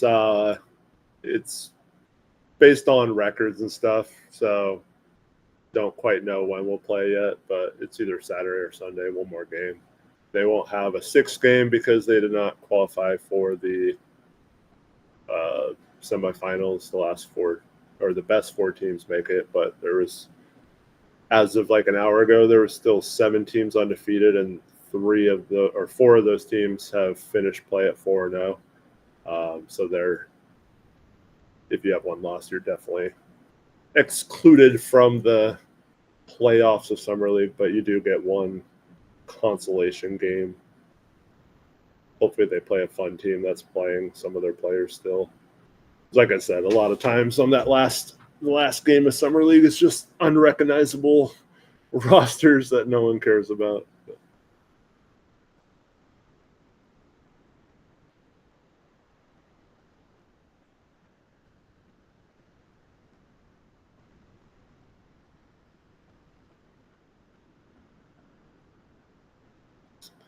All right, Buck Knight's going to dribble. Passes over to I didn't see who shot that, but Skapensiv gets a tip in and gets fouled on the tip in.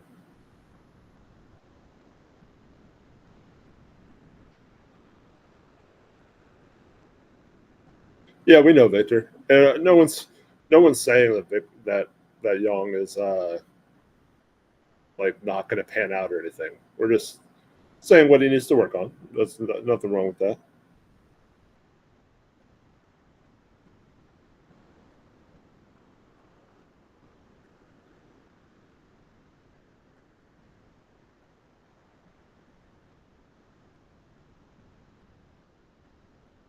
Sean asks, do I think there's any trouble with Sharp and Denny on the court together?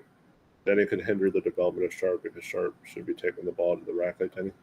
Oh, man, I completely disagree. I think Sharp needs to improve his off-ball shooting. Like that's his number one thing this offseason in my mind. We saw him be dang near close to elite finishing around the hoop this year. But you have to be able to knock down the three as a shooting guard if you want to take that next step. And just at least be a respectable shooter. So I think, playing off Denny's going to drive collapse of defense sometimes. And if they're not respecting Sharp as a shooter, he's got to knock down better than 31% or whatever he was from three last year. And then on top of that, if you do become a respectable catch and shoot shooter, then once Denny kicks out to him, then that's when those drives open up because they have to close out harder on him. So that it'll really open up the drives for Sharp. Then I think there's plenty of room for both of them to thrive, and I don't think their games conflict at all. You could make the argument that Sharp has shown more flashes when he's kind of the main ball handler or whatever, but I don't necessarily think he shouldn't be able to play off ball. Young with the kick out to Book Knight, and he hits another three. Book Knight is having himself a quarter here as the Blazers have completely blown this game open. I mean, Book Knight can score and he can get buckets, but hasn't necessarily been his issue scoring.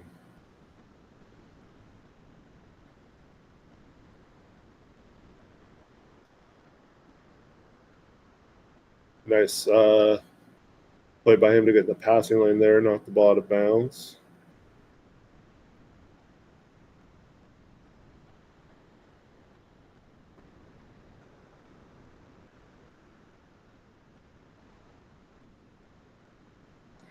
I do think this part of the thing too with the Blazers, and this is really going to be on Chauncey, and he even mentioned it. So I'm not saying anything that Chauncey doesn't know, but he mentioned that he needs to improve the offensive sets and the way we go about things. And I just think that the offense could do a much better job of getting Sharp coming off curl screens and things that'll allow him to get to the basket.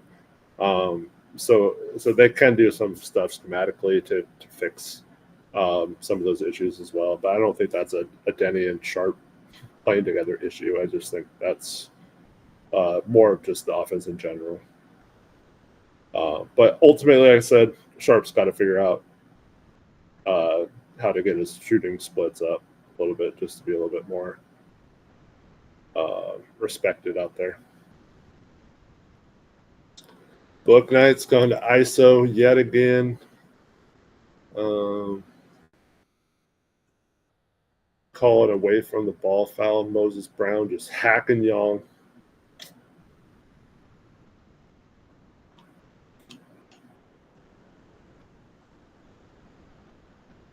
Young's going to hand off to Love. Love's going to drive. Misses everything but the backboard on a lay-in. Last one back on defense. Houston's going to shoot a mid-range shot over Young and hit it. Didn't see what number that was. Book Knight almost took an insane three. Book Knight gets walled off, dribbles it back out, and then takes us 4 feet behind the line and cashes it. Man, he's on fire right now. on fire. That was a terrible shot, but it was. It went in, so you can't say that, right? He's just hitting nothing but the bottom of the net right now. Dang.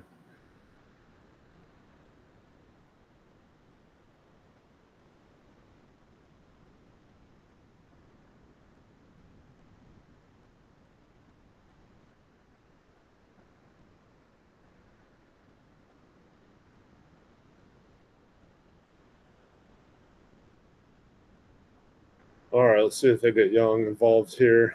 Is this at a non-existent pick, and whoever that was, is that Booknight again? Misses the 3 this time. Finally misses.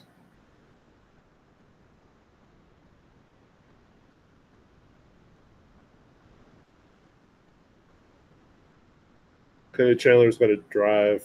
Young knocks the ball out of bounds. Just kind of caught in between this guy, but did a nice job of getting a hand in there.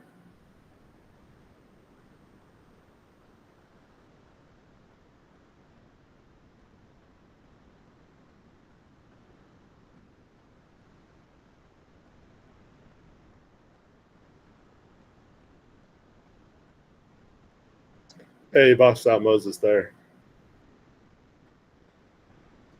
Carton's going to give it to Young at the top of the key. He's waiting for a cutter. Decides not to pass. Hands off to Padula, who gives it back to Young, who does a nice job of shielding the ball, lays it in. There we go. I really like when they get Young rolling to the hoop like that. He's got really good hands catching the ball, seems like, as he bats rebound. And he's done a good job of finishing on the move like that. So I think, yeah, get him more. See, this time he waits at the 3-point line. Has he shot a 3 this game? I don't think he has. Whoa!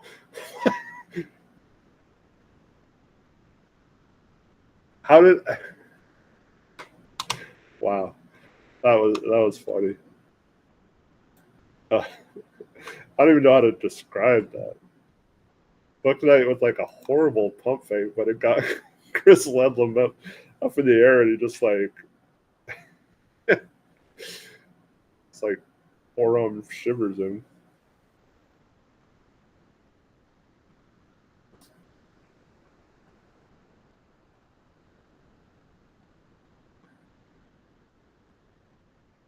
Yeah, I'm pretty happy with Young in summer league so far. There's a lot of defensive things that he's going to have to work on, but those were always the concerns with him, despite being a defensive player of the year over there. Just different type of game here.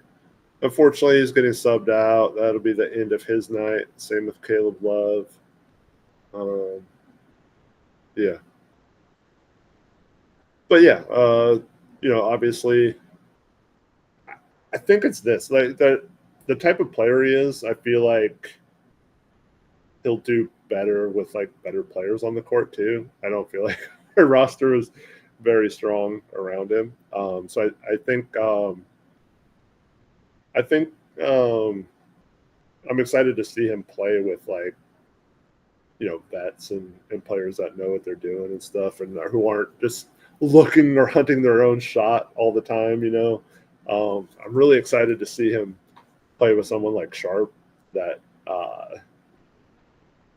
might cut for I want to see him throw some lobs and stuff. But yeah, I've been really encouraged with Young's play. I'm really excited to see him more. Still don't know how ready he'll be to be our backup center this season as a rookie. But I think, long term, he's definitely a good prospect. And man, above all else, sports are supposed to be entertaining, and man, he's so fun to watch. Like he can make some amazing plays out there. At that size, being able to do spin moves and stuff like that, and dribble the ball the way he can, and then just his court vision. That's definitely something I like in a big man. So it's definitely fun having a player like that on our team. Moses Brown just throws someone aside and gets an easy putback dunk. Blazers now only up 17 with 30 seconds left. Padula's going to shoot a three. He made it. Or are they going to call that a long two? Well, they give him three. Blazers back up 20. 26 seconds left. Going to easily win. Man, their point differential would have been good enough, I think, to qualify for the tournament if they just won that Memphis game.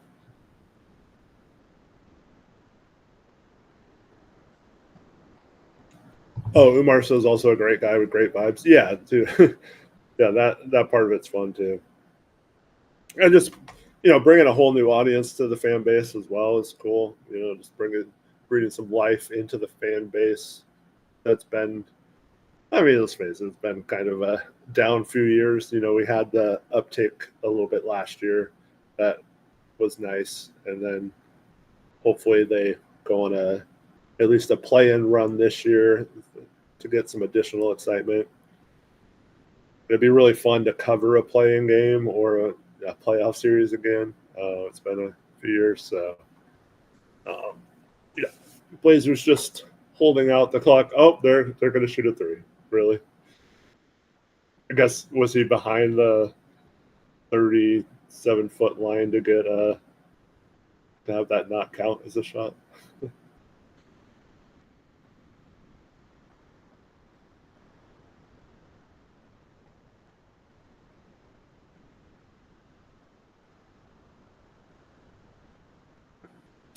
We make the play-in and then lose and then get the number one pick out of luck. I mean, yeah, that would be awesome, Umar, but let's face it.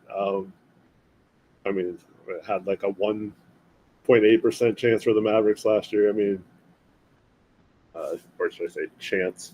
But like the chance of that happening like 2 years in a row or 3 years if you include the 10th pick moving up to one last year. So I don't know.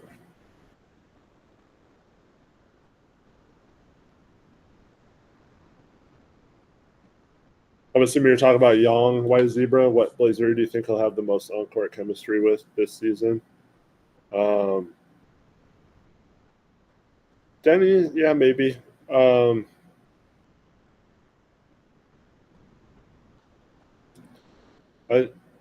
think it'll be. I think it'll be Sharp. I think Sharp will hopefully figure out that if he cuts, he'll get a lot of easy baskets.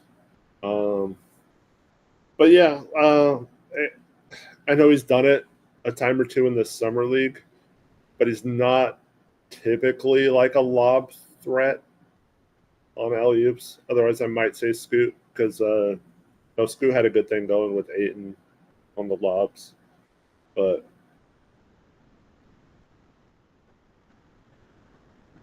yeah, that's it. Game's over.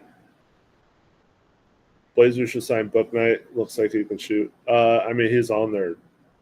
I think he's signed to their remix roster.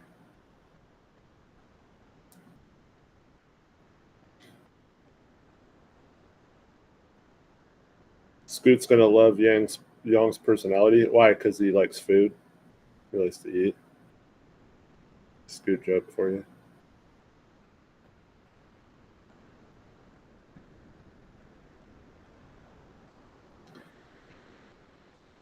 Mount Hood says, I hope Scoot and Sharp just kill it this year and take us up. Yeah, that would be the ideal situation if they just take that jump and are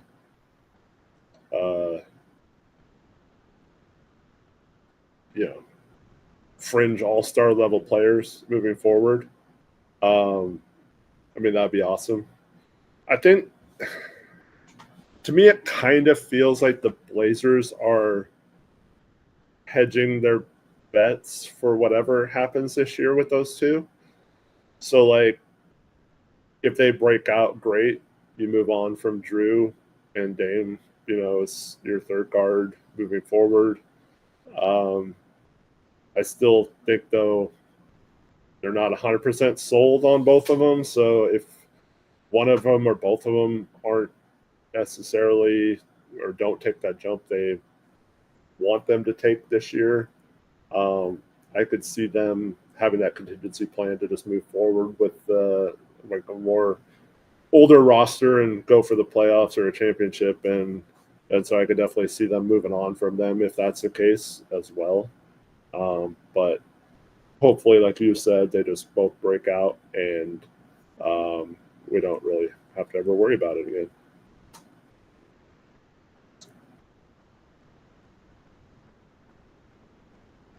Josh Turner says Tamani averaged 20 points per game this year.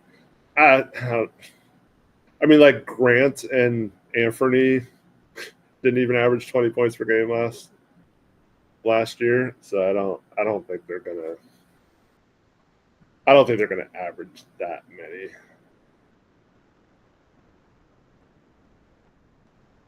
Will be so fun to see Dame and Scoot in the future. Question is, will they ever play a game together? Yet to be determined.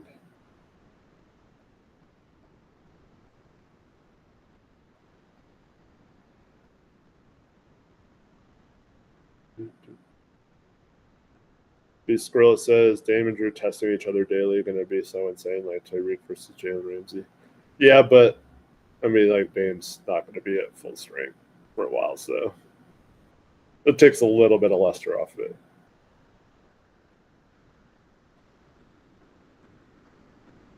Is Dame still injured? Yeah, he's more than likely, unless some sort of he tries to play early or something, he's most likely going to miss the entire season. So, stream showing game highlights. Uh-oh, Tori. Tori said he might be home in about 20 minutes. Might.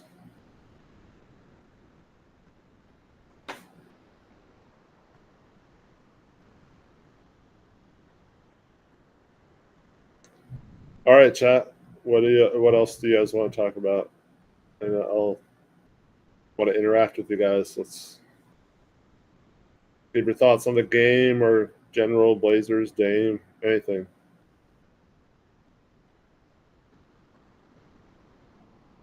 Yeah, Dame already had the locker up. Says Portland Blazer full, right next to Scoot. So.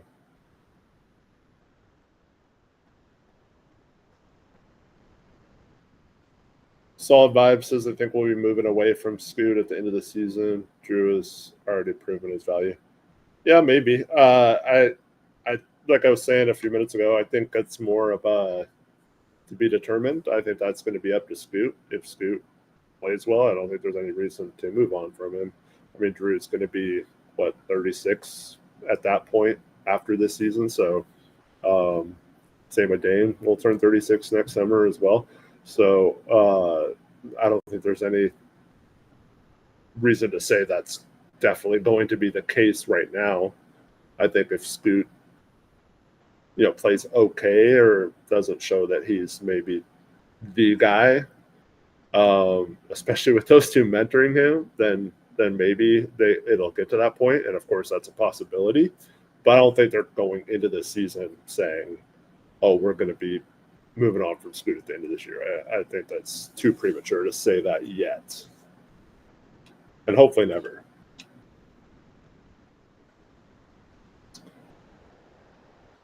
Poor Blazer Fool says, legendary day. Sucks to not expect him to see him play for another year, but at least it'll be in a Blazer city. Yeah.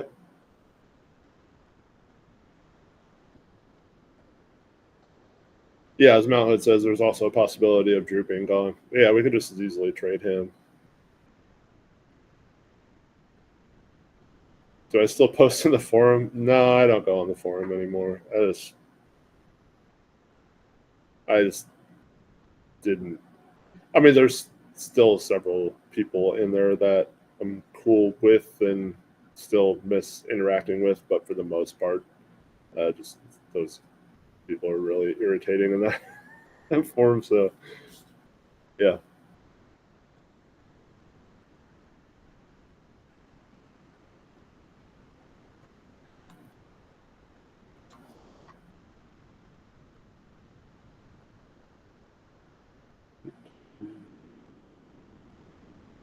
And he's speaking of a forum where Tori and I met. That's how we met. Yeah. That's how we know Damani as well. Truth Speak 503. Chris says, I don't see us moving on from the young guys. I think this helps them develop and help with the loss of the offense with Dan gone. Yeah, I think that's definitely the hope, like you said. But I don't. I mean, they're definitely hoping that's what happens. I just, it's not guaranteed that'll happen that way. But hopefully, with that, any worry about that looks silly. Hopefully, Sharp and Scoot submit themselves as our starting backcourt moving forward, and that we just have to worry about how the rest of the pieces fit in. If we have that scenario play out this season, then I think we're in great shape because, like I said, we already have the front court players. So yeah, Jerry, that's the sports do for him.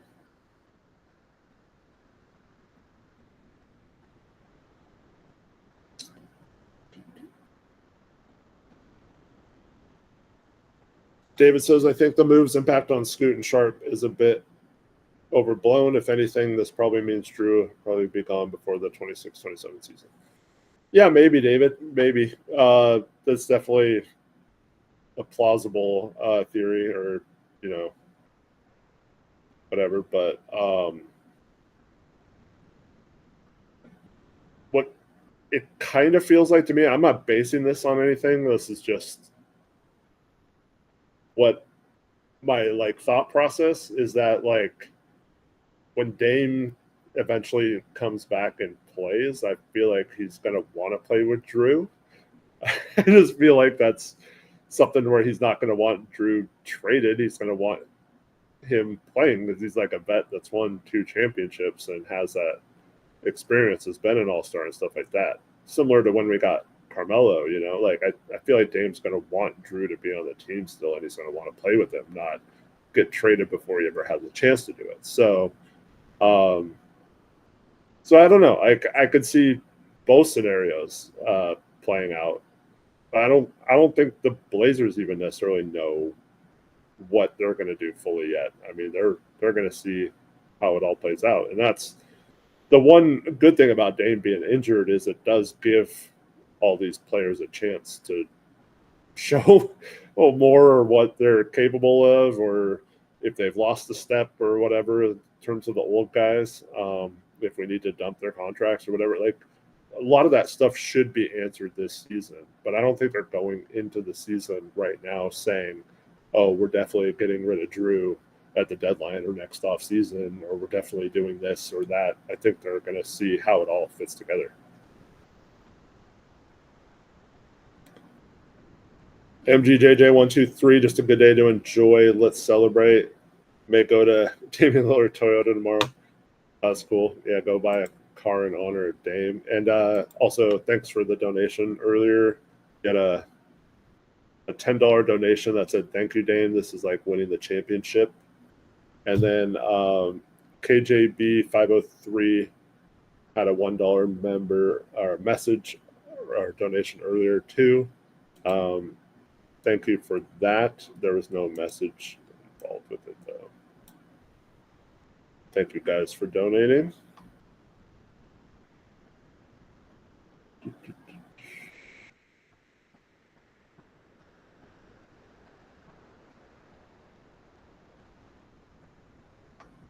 Yeah, that's what I was saying earlier, Tori. I think they're going to choose between those scenarios. He says it's either Scoot and Sharp break out and they choose them, or one of them doesn't and Drew is still really good and they trade one of them next offseason. Yeah. Or a worst case scenario, I guess, is if Drew is declining age-wise and then Scoot and Sharp both don't break out. That would be the worst case scenario. Hopefully, we don't have to worry about that.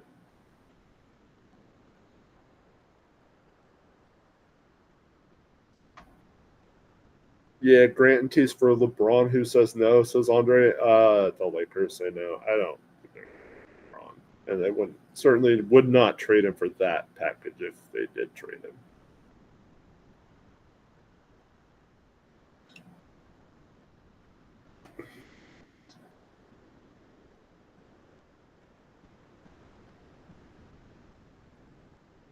But yeah, this is where I think like Cronin's really, that's like the next part of this is he's got a year now to figure it out. Like, how does he build the roster to maximize what little Dame should have left at that point, and then what if Drew's still here or whatever.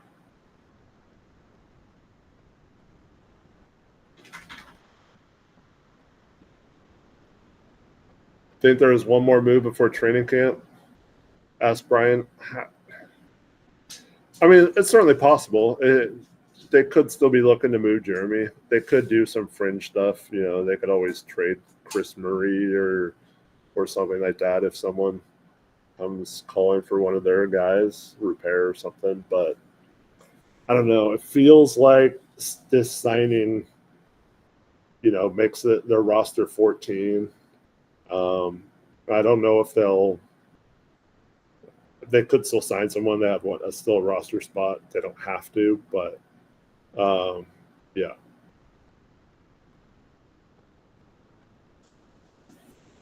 Hell no, Josh. This is the wrong place to ask that question.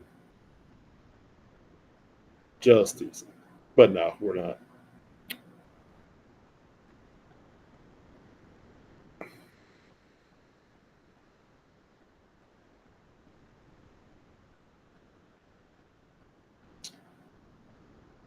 Solid Vibe says, you think we keep Griffin or move him? I may be blanking, but who is Griffin?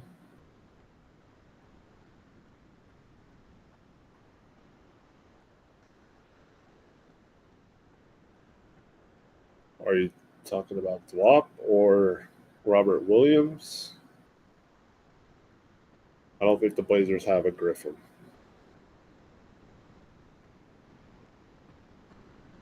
Flumpy says, I've heard some contenders have some interest in Matisse.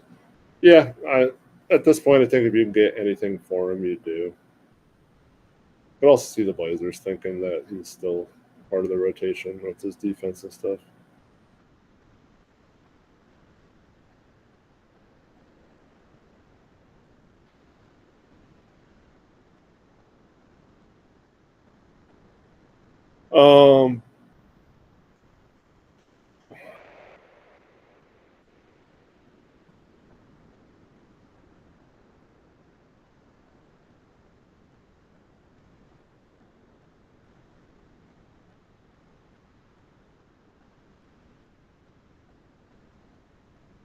So yeah, I mean, obviously, this is the type of roster Dame would have thrived with when he was younger. The problem is he's going to be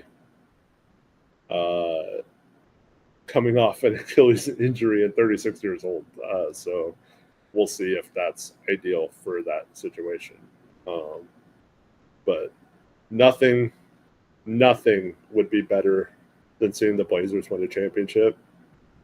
And that if that includes Damian Lillard being a part of that, that would be insane. I think we can all agree. That would be awesome if that happened.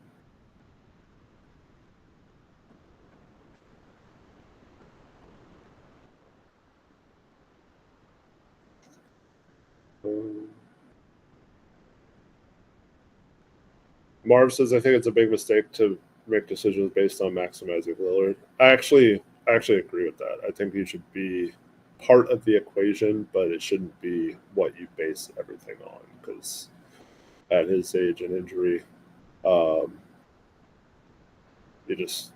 you hope he gives you as much as possible, and it's really good, but you can't.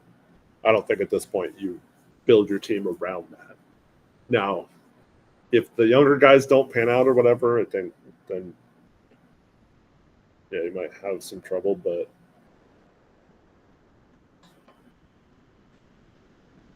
I don't think you should build the roster out that way. I agree. Elizabeth Allen says, it sounds like you think when Dame comes back from injury at 36, at the youngest, he's the number one guy in a championship team the rest of his career. Are you talking to me, Elizabeth Allen, or was that someone else in chat? Because it's two different things. I don't think Dame will be that guy moving forward. He could still be a somewhat effective player who's definitely worth the mid-level exception, and that might look like a underpay of a contract. But I don't think Dame believes he's not that guy anymore either. I still think he'll come back wanting to prove that he's still that guy, at least as long as he can. So Danny asked, why isn't Donovan Klingman playing in Summer League? I think they just wanted to give Young a good chance to be the man at center. And also, I mean, Klingman showed a lot defensively. I don't think there's a ton he can get out.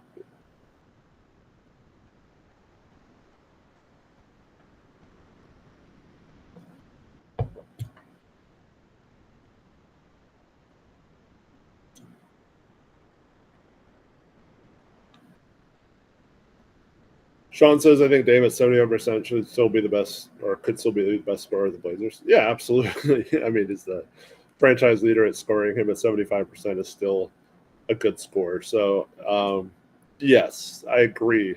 It's just that shouldn't be. And like every offense Dame's played on has been really good. So I just don't think that should be like we shouldn't rely on that being the case. We shouldn't need to have him be that. We should have a roster good enough to where he just has to be a part of it. And if he has, some games or some moments where he just lights it up and it's the old Dame, then we look even better. But if he doesn't have to do that very often, we're still winning games because the defense is really good and we have some other players that can score. I think that's also good. But yeah, we're definitely not a championship team if Dame's our best player by far at 36 coming off an Achilles injury and we're running everything around him. I don't think that's going to lead us back to the promised land.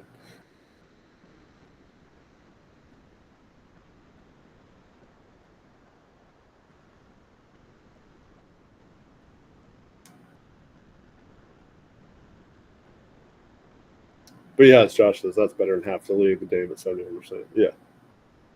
Still a good player.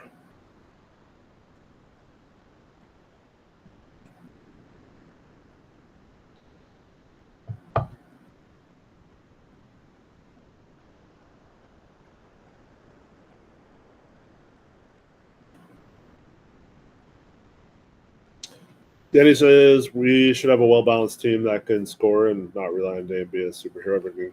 Yeah, that's the hope. And that's why I think if this current roster minus Dame is able to make a play-in run or is on the verge of the playoffs, that kind of thing, and then you just add Dame, make another solid move or something, you'd have a late lottery pick next year if you didn't make the playoffs. If you do make the playoffs, you'd lose that, but then it frees up future picks to maybe make another move. So I do think the better this team does without Dame, the more you can just ease him back in or, have him play more of a role instead of being the guy. I think if that's the case, that's the recipe for this team eventually taking the step.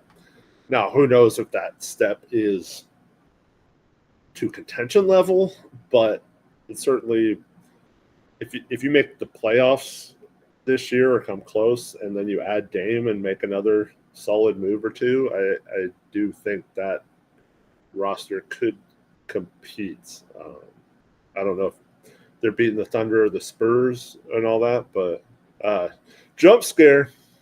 Wow. I am frightened now. I'm going to have to sleep with my lights on tonight. Anyone else catch that?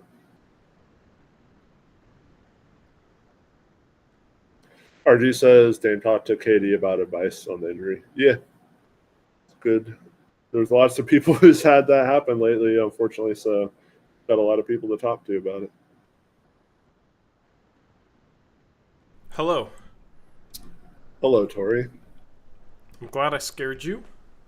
Yeah, I'm frightened. All right. So I was driving home listening to a particular radio show. It's just funny to me how it's always like, I got a text 30 seconds before Shams broke this news. It's like, all right, why didn't you break it then? Why don't... Bill Oram was the guy that basically broke this locally. Yeah. It's never anyone we expect, you know? Like, that was random. I thought that was interesting. Damani, I just played basketball, and I'm sore. I hit my head on the floor. My arm cramped up. I'm injured too. You know. Anyway, this is like our first opportunity to talk about this Dame thing when I'm not feeling completely rushed, Eric. So I just kind of want to do that for 20 minutes if you're cool with that, 20, 30 minutes. And then if you still want to stream past that, we can. Up to you. That's good. Cool. Don't want to interrupt your whatever you're talking about though. No, go ahead. Yeah. That's So what your stat line was. So. I had a 20-point triple double. But tell me about.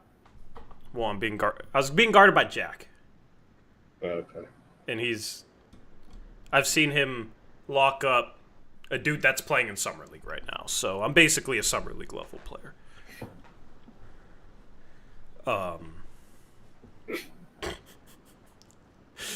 Anyway, all the good graces all the ground I made up with Reddit today just went out the window. But tell me about this game.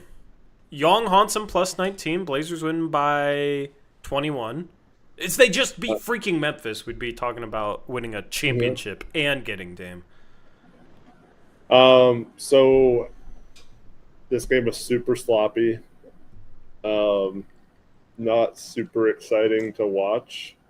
But Book Knight went scorching in the fourth quarter, and Rockets went ice cold, and we broke open the game. And it's about time Book Knight did something. Yeah. Sissoko didn't really do anything. Repair didn't play. Caleb Love went 5 for 16 again. Yeah, he was struggling out there. He is Young had some good moments. Wasn't great protecting the rim. Fouled a lot on defense, but had a really nice catch and finish in the paint. Had some good spin moves and passes and stuff. Yeah, he was fine. So, I don't watch the game after I left. Like, I'll watch the tape back after. But the narrative with Young Hansen, and I agree with the thought here. I just don't know if it's being applied properly. Where you shouldn't just look at a guy's rebounding numbers. If a guy's boxing out and helping his team control the defensive glass but letting other guys grab the rebound, so therefore he isn't getting that many rebounds, it's completely fine. Like, he's helping control the defensive glass. He's boxing out. He's keeping him off the defensive boards, right? And that's been kind of the narrative with Young Hansen because he hasn't had big rebounding games in Summer League. Just looking at the box score, though, the Rockets get 15 offensive rebounds. The Blazers get 4. And this was his best rebounding game, so, like, I don't know. I'm just basically box score watching here. I'll admit it. But, I don't know. The rebounding does worry me a little bit with him. Yeah, for sure. I just think he needs to get stronger and just get better at, like, pursuing the board, yeah. I was talking about this in the game. It seems to me like he's just picked up bad habits playing in the Chinese league where there wasn't a lot of competition for rebounds, you know. You can turn around and get rebounds over smaller guys a lot easier in that league. And that was the scouting report too. So, yeah. And so to me, it's just he's just got to realize that you're not going to get away with turning around and watching the ball and just hoping you go get it. You have to, like, want the ball. If you want rebounds, you have to, like, locate the ball, figure out what the trajectory is, where it's most likely to bounce off.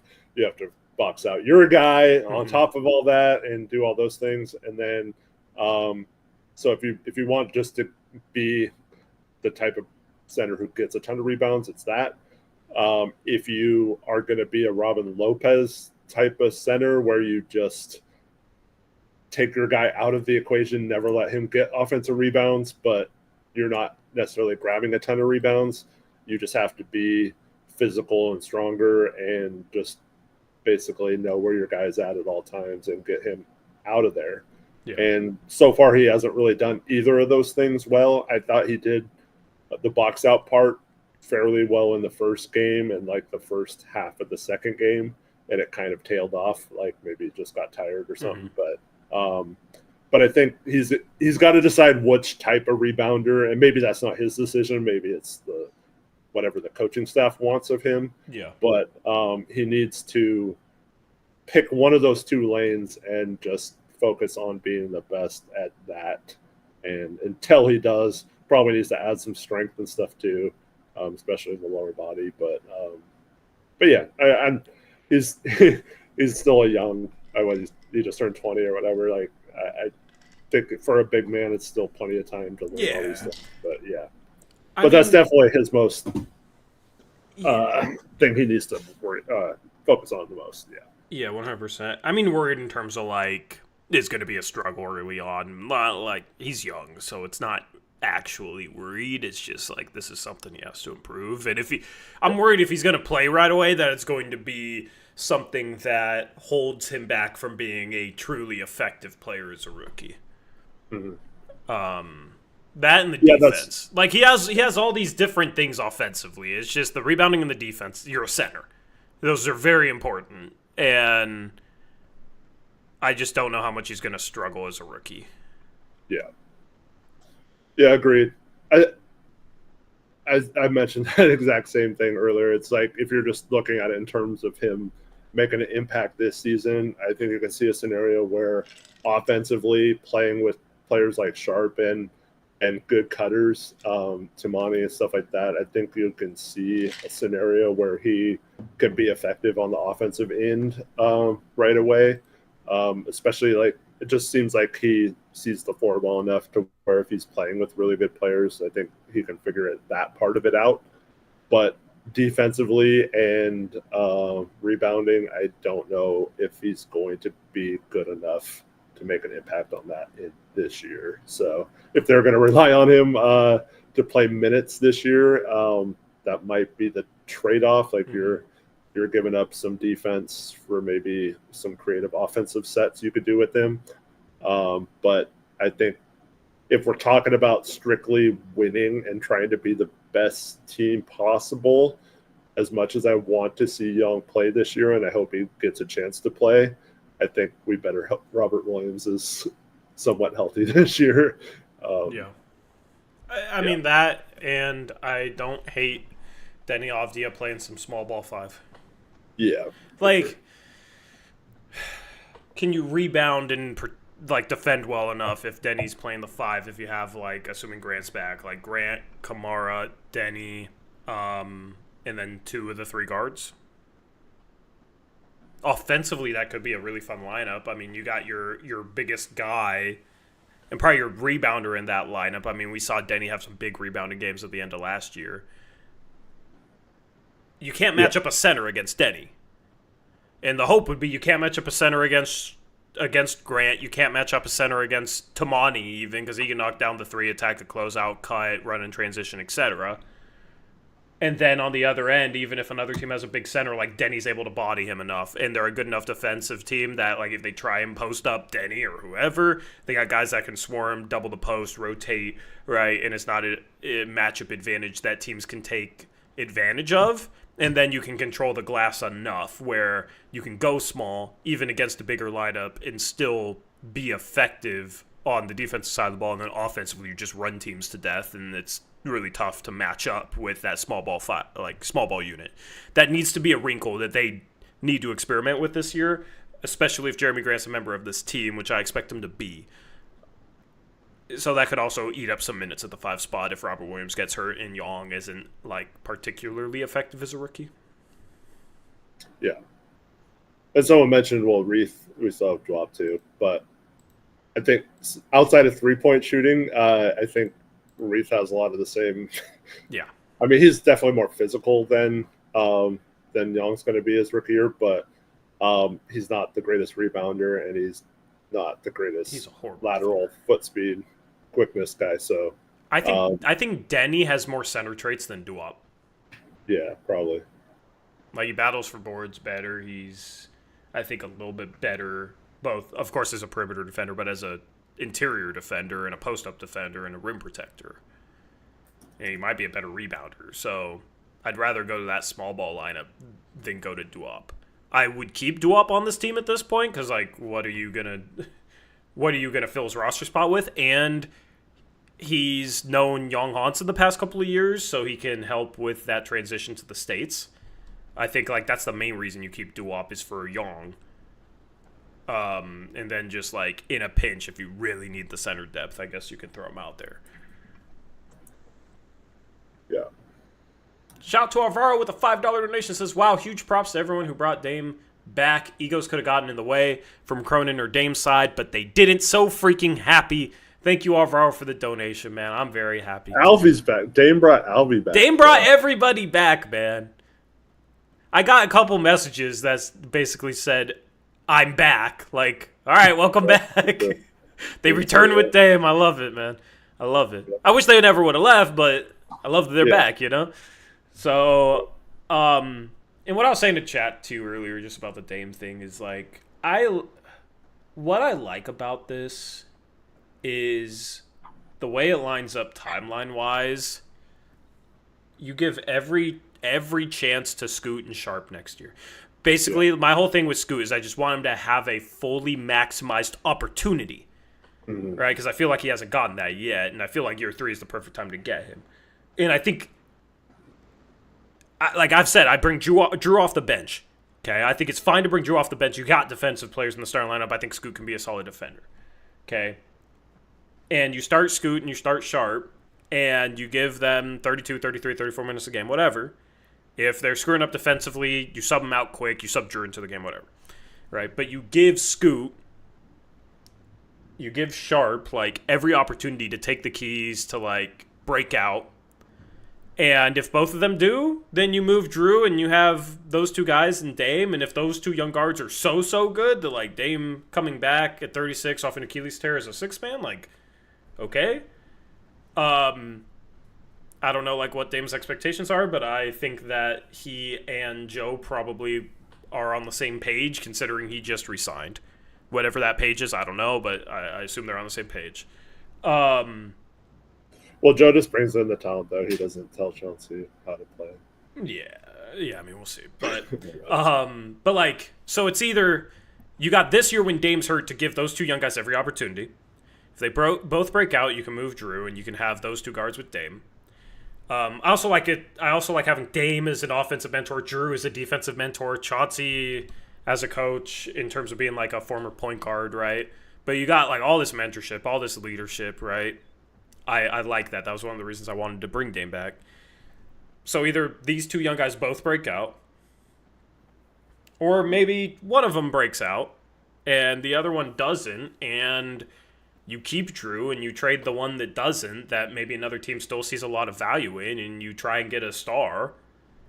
So you'd have Dame, Drew, and Sharp or Scoot is your 3-guard lineup. I think Sharp makes more sense there, but, you know, whatever.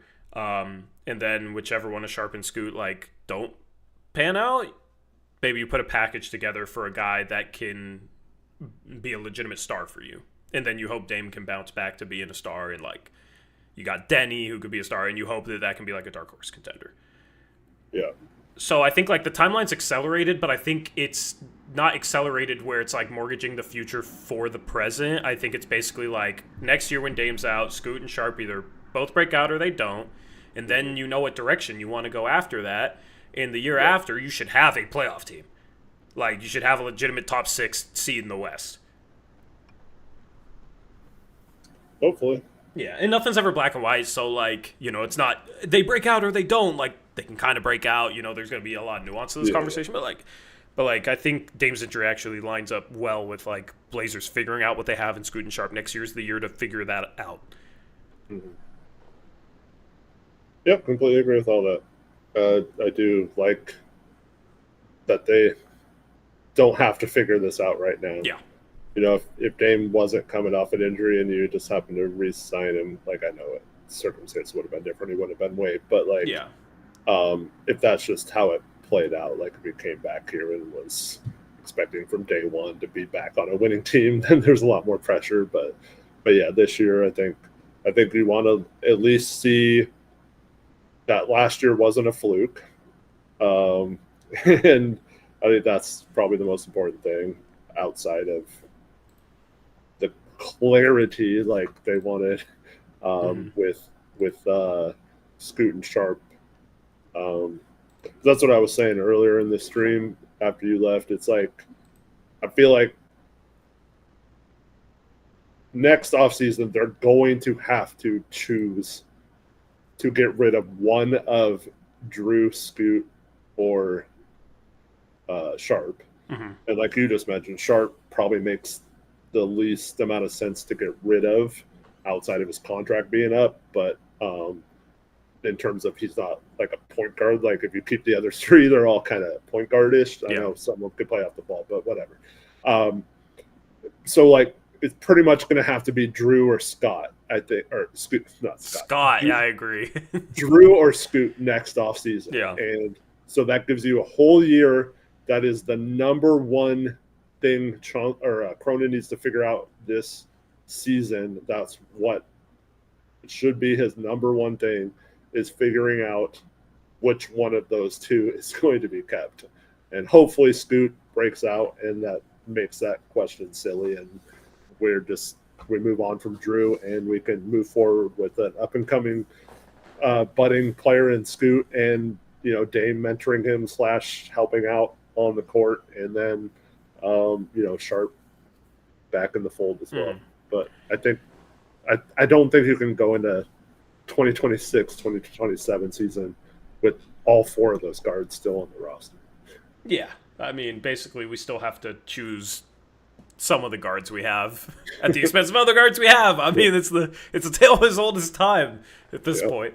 But at least we have the forwards. We're not like searching or having to get a forward to when we trade one of them, you know.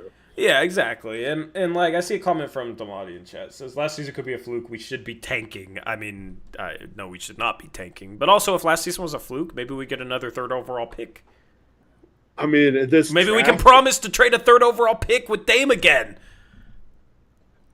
Well, we wouldn't have to give him that promise to sit out because he's already going to be sitting out. I know, I'm kidding. Yeah, I'm kidding. But if we happen to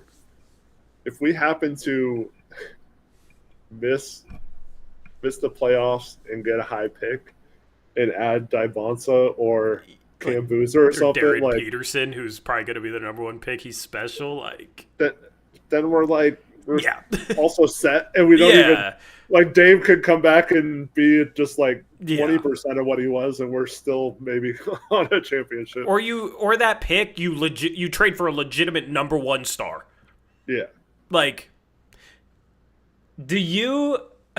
So I haven't heard your thoughts on this yet. I don't know if you gave it when I was off air, but do you think Dame and Drew could be used as a play? I don't know when, but a play for Giannis at some point. I mean, of course you have to think that that's a possibility. I mean, I just like now that could be the plan, but I got an argument with someone in chat saying that, oh, the plan all along could have been, you don't know, this could have been the plan all along to get Giannis to come here. Like, well, they didn't know Dame was going to get bought out or hurt his Achilles. Yeah, exactly. Yeah. So, I mean, at this point, I think it just comes down to if Giannis gets traded or not. Yeah. If he stays in Milwaukee, obviously, this plan is out the window. Yeah. If there's any hint towards he's going to ask out or Milwaukee's going to move on or whatever, maybe if they don't make the playoffs this year and like the way the East is shaping up to be like really bad this year. So if they have a terrible season or maybe like lose in the first round to a team they shouldn't have or something, you know, maybe Giannis then asks out. And especially if it's next offseason, because right now, like, well, I mean, New Orleans traded one of the picks possibly, so they don't even have the ability really as much as we do still to trade for those because they potentially gave up the Bucks pick. They can't say they still have it because it might be gone. So to me, if you're looking at next summer with potentially 3 of the Bucks picks back to them, and also, you know, if you're going for Giannis, maybe, you know, you feel fine including Scoot or Sharp or both of them. One of Klingon and Young, like that's 3 young players and multiple picks. You add the Orlando pick.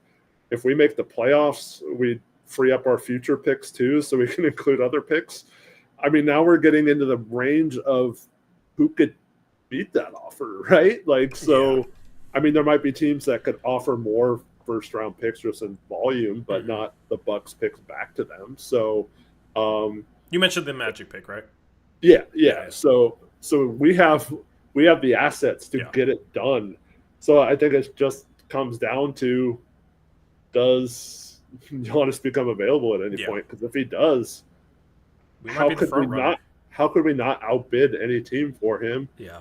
And still, like, and I didn't even mention Denny or Tamani. Like, you might be able to keep those guys and still give them a tremendous package for Giannis. A package that makes sense for them so they can control their own future. And also, it's like, can Giannis have any say in it? And could you use having Drew and Dame to get Giannis to want to come here? Like, I know he has 3 years left on his contract, so next season with 2 years, it's not like he's going into an expiring contract and has a ton of leverage. Yeah. But it's like the stars kind of start to align there, where I think it's the package is one of Scoot and Sharp. So you keep the other, you have Dame, Drew, and then whichever young guard you kept. Okay, and then probably one of Young and Klingon, which I'm kind of fine with because they can't really play together anyways. So, like, I think maybe you hope that Young shows some, like, legitimate flashes as a rookie where a team could be like, oh, this dude could be really special. Milwaukee could view that. Okay, real quick. I'm not saying this because I want to trade Young. But the buzz he's getting right now, he's the type of player that you could trade for better than the 16th pick that we got him from right now, right? Like, he already, I think, has... Yeah, it kind of feels like that, more value than we had it. So, like, if he shows anything, like, in an NBA game, like you're saying, like, I feel like his value could be like, wow, we got Young in this trade. Like, we got Young. I don't know. And Young and Scoot, you know, or whatever it is. Like, I feel like that's the type of player he could be if he shows anything. Yeah. I mean, like, that'd be you use Grant's contract to match, or if you have another contract to match, right, you need some salary to throw in there. But, like, if you could keep, like, so it's those 2 guys, it's their 3 picks back, basically. Because that's the thing is, like, yes, we're trading back 2 swaps, so it's basically they're going to be bad. It's their picks back to them. And we're going to be good. So it's basically like they're getting picks back. So they're 3 picks back. Okay. The Orlando 2028 unprotected first. And then we can trade how many, like, of our own future first? Like 2? 3? Because we still have 2029. Let's say we if we made the playoffs, is that what you're talking about? Yeah. Or if we didn't make the playoffs? If we made the playoffs, we could trade 2028, 2030, 2032. Yeah. We could trade 3 more. We could trade 2027. Oh, yeah, because we have 2029. Yeah. Well, no, we trade the Orlando pick. So we, like, after we make the playoffs in 2026, then, like, that offseason, we could trade 2027, 2029, 2031, and 2033. Yeah. Like, so you could literally trade them basically the equivalent of 8 first-round picks, 3 of them being their own. I'm not saying we should trade 8 first-round picks, but, like, if you're talking about you really, really, really want Giannis, I mean, that's a massive trade package. Like, you could trade up to that many picks. You could trade Scoot. You could trade one of the centers. And then you could have literally Dame, Drew, Scooter Sharp as your guards, Denny, Tamani, Giannis as your forwards, and then like one of Klingon or Young, probably Klingon, I think. And then like a veteran backup center. Maybe it's still Rob Will. You get somebody else. Maybe you get a ring chaser off the bench and you have some really good depth. That's a contender. That's a contender. And that might be like, it's hard to get to contender status. That might be the most realistic path to getting to contender status for the Blazers coming out of this rebuild. Because how else are you going to find a top 3 player in the world? Mm-hmm. Like, you got to make some magic happen. And getting Drew, one of Giannis' favorite teammates to ever play with, bringing back Damian Lillard, it already starts to feel like the magic is kind of happening. And I said, you remember when I said my pipe dream at the start of this offseason is to somehow bring back Dame in a trade with Giannis, like Dame convinced Giannis to go to Portland with him in like the same trade, right? And it was like sounded completely crazy. And I know it's not in the same move, but we've already had the first domino fall for that. And I didn't even think about like you get Drew and then try and make this happen. I know it sounds wild, but it sounded wild that Damian Lillard would be a Portland Trailblazer on July 17th, 2025 going into this offseason. It is wild that Dame's a Blazer. It's wild that Drew Holiday's a Blazer. Like, this offseason was completely wild. So at this point, it's like, that could be a play. That could absolutely be a play for this team. And just like having, like feeling that could be a play for the team, like a lot has to go right still, and it's not necessarily likely, but feeling like there's any chance of getting a guy like that in the future, normally it's always like we never have any chance of ever getting any of these guys. So just having the feeling like maybe that could be a play for them in the future is super exciting. Not going to bank on it, not expecting it, but it's intriguing. And it's fun to think about and not feel like I'm completely crazy for talking about it. Right. Is that weird? Yeah. The video, the late July video about the Blazers master plan for Giannis is going to hit so hard. Yeah.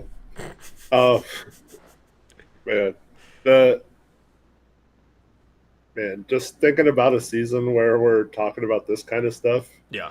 And then also if we made the playoffs and having like another playoff series or at least a play-in game on this channel, like that'd be so fun. Yeah.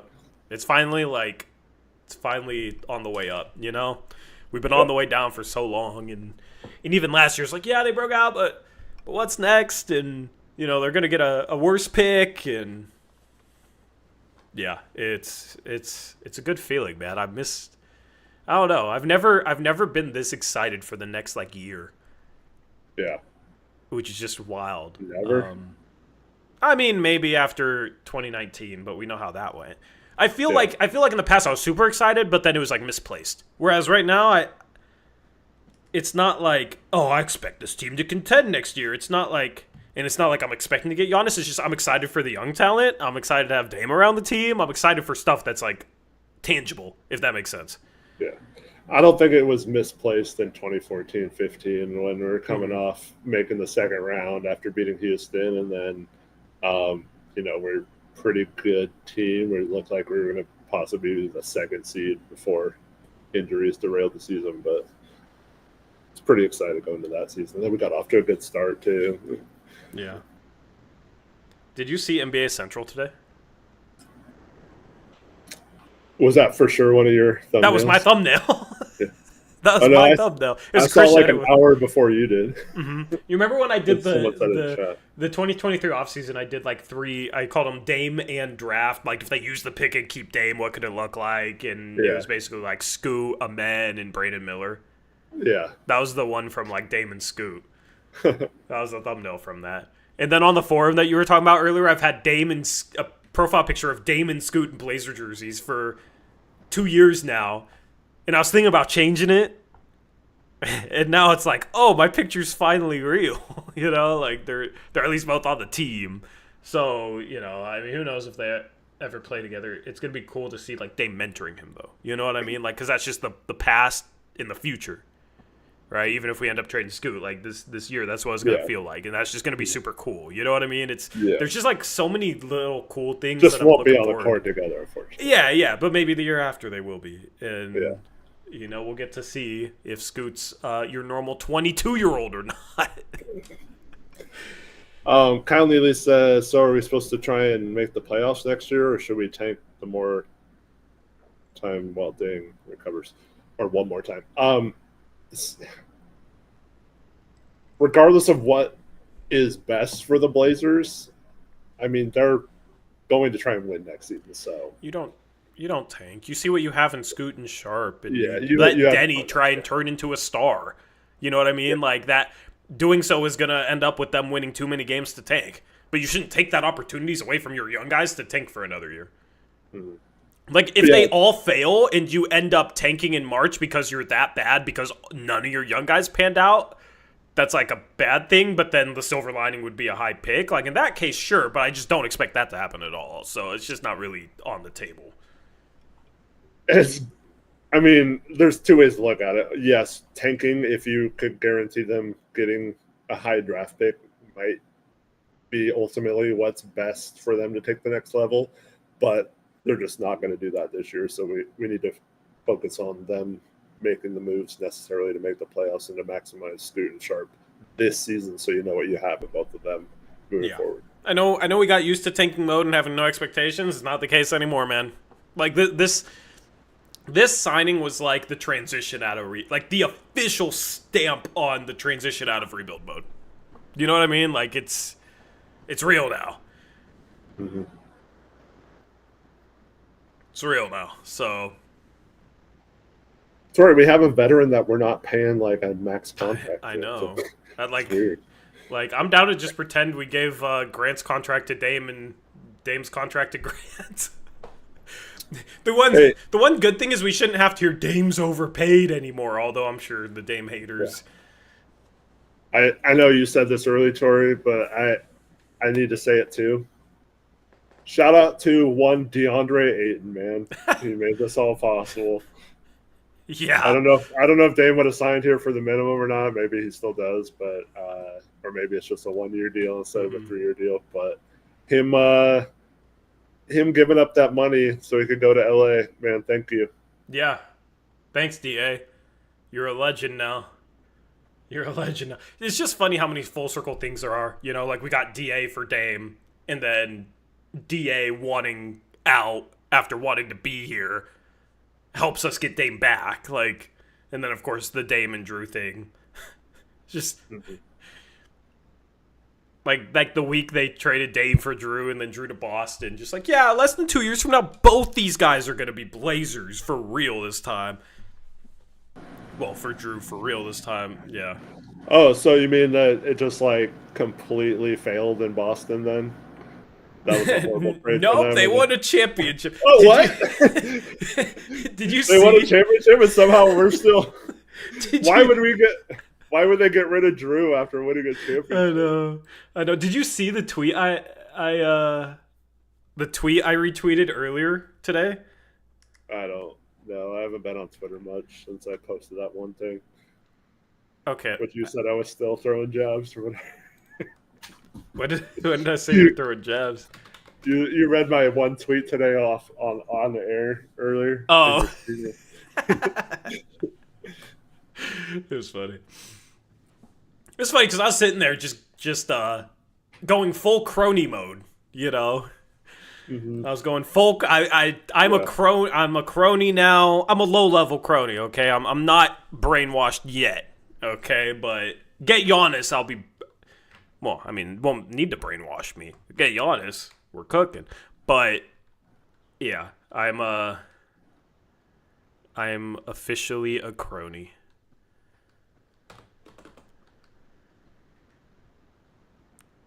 But let me find this tweet. I'll put it on the screen. Hold on. Let me go to my Twitter page. This is I don't know. I just thought this was funny. Will this actually show up properly? I don't know. Okay, so let me hide my DMs. So leak the DMs. Oh yeah, it's too big. But this is the Dame trade. This is the Dame trade, Eric.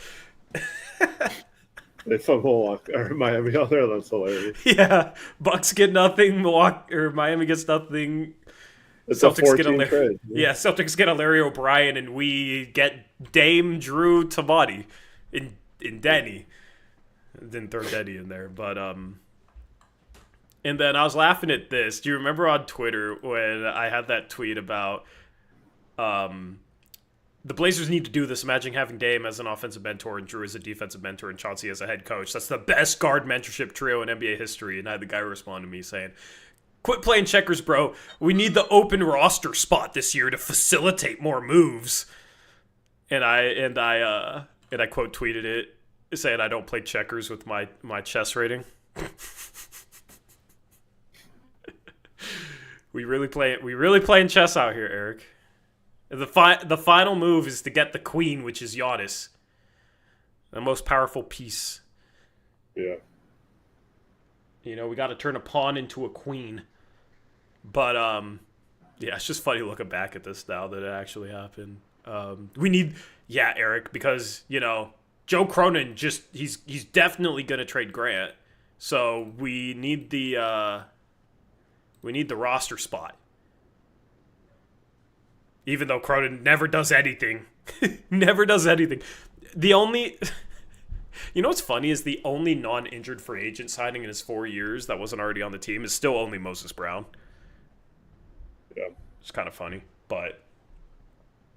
Hilarious. Yeah. But there's just so many cool aspects to this and so many little things I'm looking forward to. Like his introductory press conference is going to be cool. Is going to be really interesting. The questions, is because I bet you they're going to be asked about, so what was you guys met and made amends, what was that like, and what you guys need to make amends over. They'll word it more like journalists. I'm not a real journalist. I'm just a YouTuber, but I'm sure they'll get asked the question, and the answers are going to be super interesting. Well, Danny already said he got a text from Dave. Yeah. I got a text 30 seconds before this broke that it was happening. It's like, dude, you're just trying to make it sound like you heard something even if he did, it's like, why within the first 10 seconds of talking about it, you got to make it known that you knew ahead of time. You know what I mean? They know Bill Oram, so Oram obviously knew something was up. Yeah, but it's not like shout out to Bill Oram for breaking this. It's like, I got a text 30 seconds before it happened. It's almost just like you're trying to prove that you're plugged in. It's just weird to me. Even that stupid NBA rumors Twitter feed, that's hardly ever right. Even they had a tweet saying Blazers and Lillard close to a reunion or something like that right before it happened. Yeah. So they even knew 30 seconds beforehand. So, but then within the first minute talking about, also had to say, I talked to Dame and he didn't close the door on this. I talked to Dame a week ago. It's like, dude, you're just trying so hard to be like, I'm someone. It's just the vibe I get. It's just weird. How so many things is just I talked to a dozen players. I talked to a dozen GMs. It's like, man, and I'm not even saying I'm not calling anybody a liar. I'm not saying it's wrong. I'm not saying it's not true. It's just it's just weird. It's just weird to me. Zach Lowe had a tweet beforehand, cool. Break it then, break the news then. Would love to have local guys that broke news and broke rumors. The thing is everything's always out of left field. It feels like everything's always out of left field where we have no idea what's coming. So, shout out to the Blazers front office because obviously they keep things pretty tightly buttoned up. But, yeah, it's not like we have anybody that's so plugged in we're breaking stuff or there's legitimate rumors. I mean, you broke the Grant trade 2 months before it happened. That's the best thing we've gotten in the past couple of years in terms of anyone breaking news. So, yeah. Like, you came on the record and said, it's happening 2 months beforehand. So Everyone knew that, though. Everyone apparently knew that. Even though no one else said it. And that particular person we were talking about 1 hour before the trade was on the radio saying that was dead. If Dame texted me, I'd be ecstatic because I don't got Dame's number. Yeah, I'd be over the moon if Dame texted me, but I don't know, man. It's like, if you don't see what I'm talking about, you don't see what I'm talking about. That's fine. It's just the vibe I get. It's just the impression that it gives off to me. So, yeah.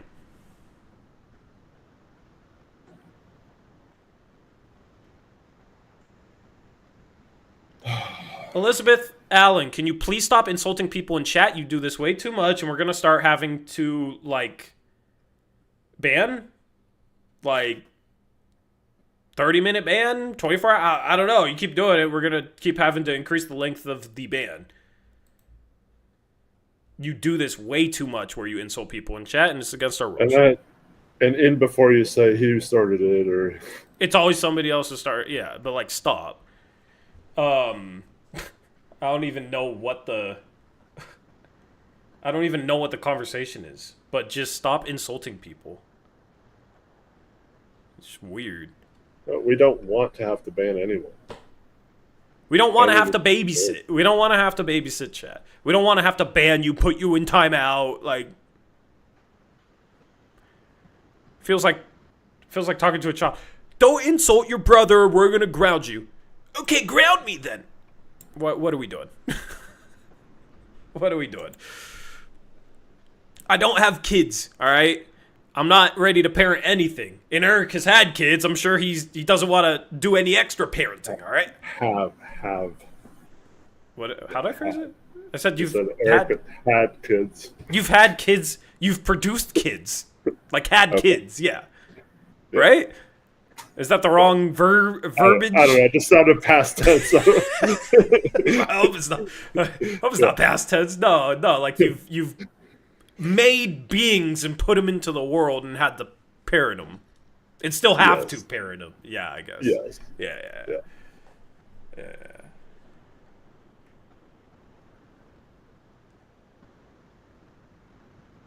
All right. Yeah, we're gonna take care of that. I need to open up a new tab that's not on the screen. It's freaking ridiculous.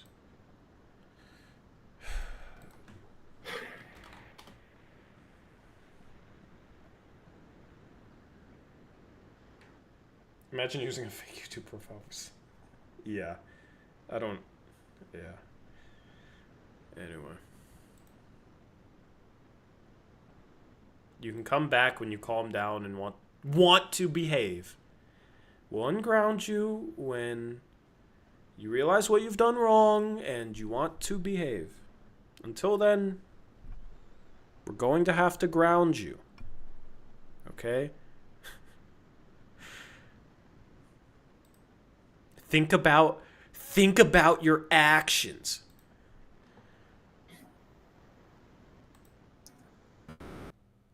Are you practicing for something coming up?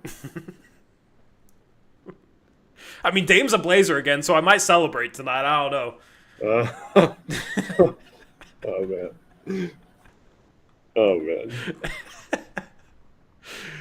Oh, anyway.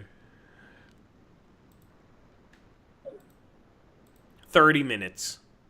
We won't be live in 30 minutes, so. 1.8k seconds. Blaze the Nugs in honor of you and of Dame.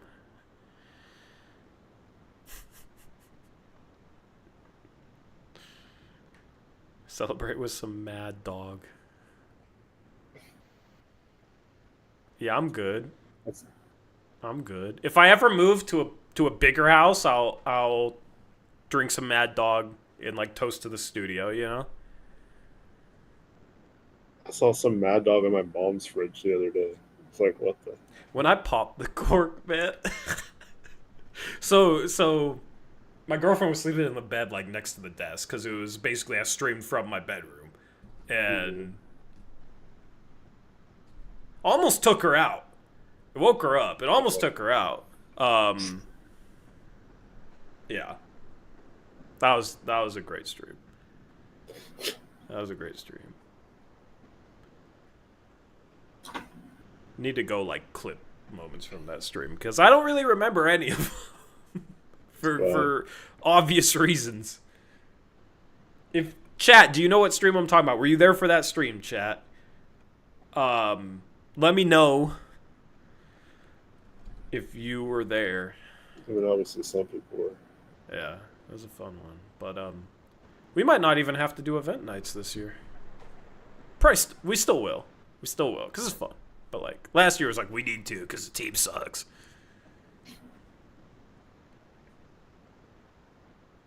Daniel says, Tori, dress as a teacher next stream? I do have glasses now. I just haven't worn them because I wear contacts, but I do have prescription glasses now.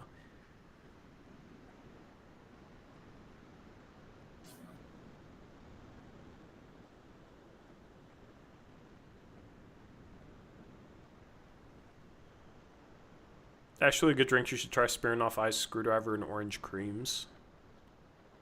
That sounds pretty good, actually. I believe you. Torrey Jr. in the NBA draft in 18 years? Yeah. I mean, I'm 6'4" and she's 5'10", so he better be in the draft in 20 years, you know? If she's watching, she's cringing right now.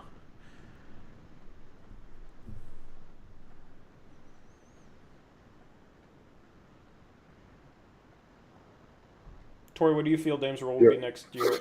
What'd you say? I was going to say, you're about to read Jordan's comment off and make him so happy. What do you mean? That's the guy who created an account yesterday and is always telling us we don't allow other opinions. And is it? Yeah. But you can answer his question, even though you've answered it. Like, well, what? Tori, what do you feel Dame's role will be next year off the bench? He's injured, so yes, he'll be on the bench. He won't come off the bench. A year from now, I think that's his question. I mean, I can't give you a good answer. I don't know. Normally, I have an answer for any question. I don't know. It depends on what happens this season. Yeah, before you exactly. Say, so. Exactly. Like, let's not get ahead of ourselves. Is my answer. Let's not get ahead of ourselves. There's still a lot to figure out to see like what this team would look like a year from now. I think this year is going to be very important for like how we go forward with Dame. So let's just figure it out. Like I don't even really have an answer, and I always have an answer, but that's just the type of thing where it's like dependent on how things play out this year. So we'll see. I can always make a prediction, and my predictions always come true apparently because of this crystal ball. It also depends on how Dame is after coming back.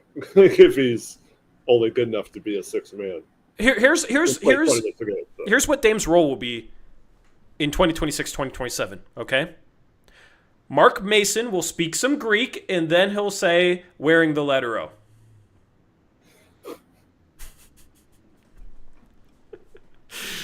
Wow. So I'm looking forward to that. Yeah. Shout out to Dro with the $10 Drono. We get Dronos again. Shout out to Joe Chrono for bringing back Dame and getting us some more Dronos. $10 Drono says, this signing has given us hope. Dame is going to come back better. Dame and Denny will be exciting. Phil Knight, let's get this ball rolling. More wins, more money. I love it. Gray Hughes, are you okay? Shout out to Dro. Man. You mentioned Gray Hughes earlier. I forgot about that. Gray donates as much as anyone will. In the past, he did. And always tells people to donate, support the channel. So I don't make, I try and be very nice to Gray. He's very nice to us, except when we start talking about Dame. So I haven't seen Gray in a while. I don't know. I want to know how Gray feels about this, although I think I already know. But yeah, Phil Knight somehow bought the team, then that would just be the cherry on top of a magical offseason. I don't think it's going to happen. Like, if...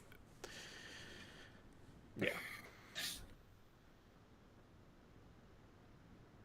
DJ Vegas says, what if Portland's a legit playoff team and Dave feels good around playoff time and wants to play? Well, they'll probably let him play. I don't know. But, Yeah. I mean, if we're being realistic, most players do not come back and play outside of JJ Barea the next season if you get injured as late as the playoffs the previous season.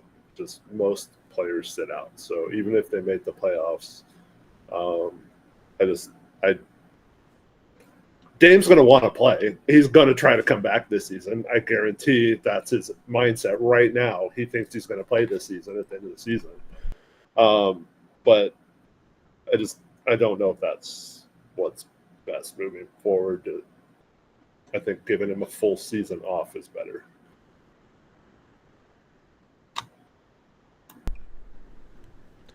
Agreed. Will Lillard signing really get Phil interested again? Yeah, you know. Oh, sorry. Did I block your webcam? Where's your webcam? There we go. Yeah, you know, Phil Knight loves Adidas guys, so probably.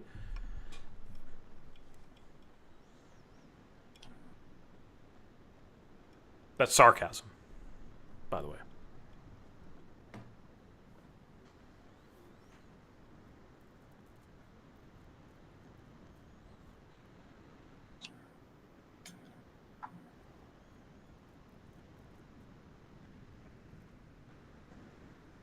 But I do think Dame will be good once he returns. Like, he'll still be a really good shooter. If there's anyone that can find a way to still, like, be in good shape at 36 years of age coming off an Achilles tear, like, I put my trust in Dame. But even at the end of the day, like, he'll still be a good pick-and-roll player. Like, he doesn't have to play at full speed to be a very effective pick-and-roll player. He'll still be a great shooter, right? And he'll find ways to make his teammates better, and he can, like, you can use him off the ball when you got guys like Denny, you know what I mean? Like, I don't know if he'll be a star, but I think he'll still be very good. And I think for, like, the price and the mentorship and that sort of stuff and the hope that he could still be a star-caliber player, getting him on MLE is phenomenal. It's phenomenal. So yeah, like, I explained it on the first stream, but there's just so many little things that are gonna come out of this that I'm really looking forward to. From, like, him getting introduced on opening night when they introduce all the players, even though he's not gonna be playing. Like, hopefully opening nights I mean, it doesn't even matter if it's at Moda Center or not, because it's not like he's gonna play in the first road game or anything. Like, just his name getting announced first time. Media day, like, I assume he'll probably talk about the team and, like, what he sees in guys and workouts in September. You know what I mean? Like, just stuff like that is going to be cool to me. Yeah. And just, like, hear his thoughts on the young team. Like, he's already hyped up Tamani on Twitter before, you know? So, like, just that sort of stuff is just cool because it's just the past and the future. And just, like, the meshing of the two. It's just fun. It's going to be enjoyable for that reason. So, and then the mentorship. And I think he'll truly help Scoot. I think he could truly help Sharp as well. He's a special pick-and-roll player.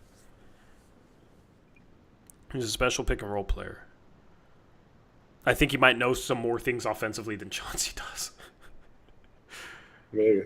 So, yeah, I mean, the assistant coaching hires, hopefully they're really good. And then the mentorship, like, it just feels like an organization that's finally becoming a little bit stable and on the court and in the locker room and with the coaching staff, maybe. Chauncey has to improve next year, but that's a good feeling.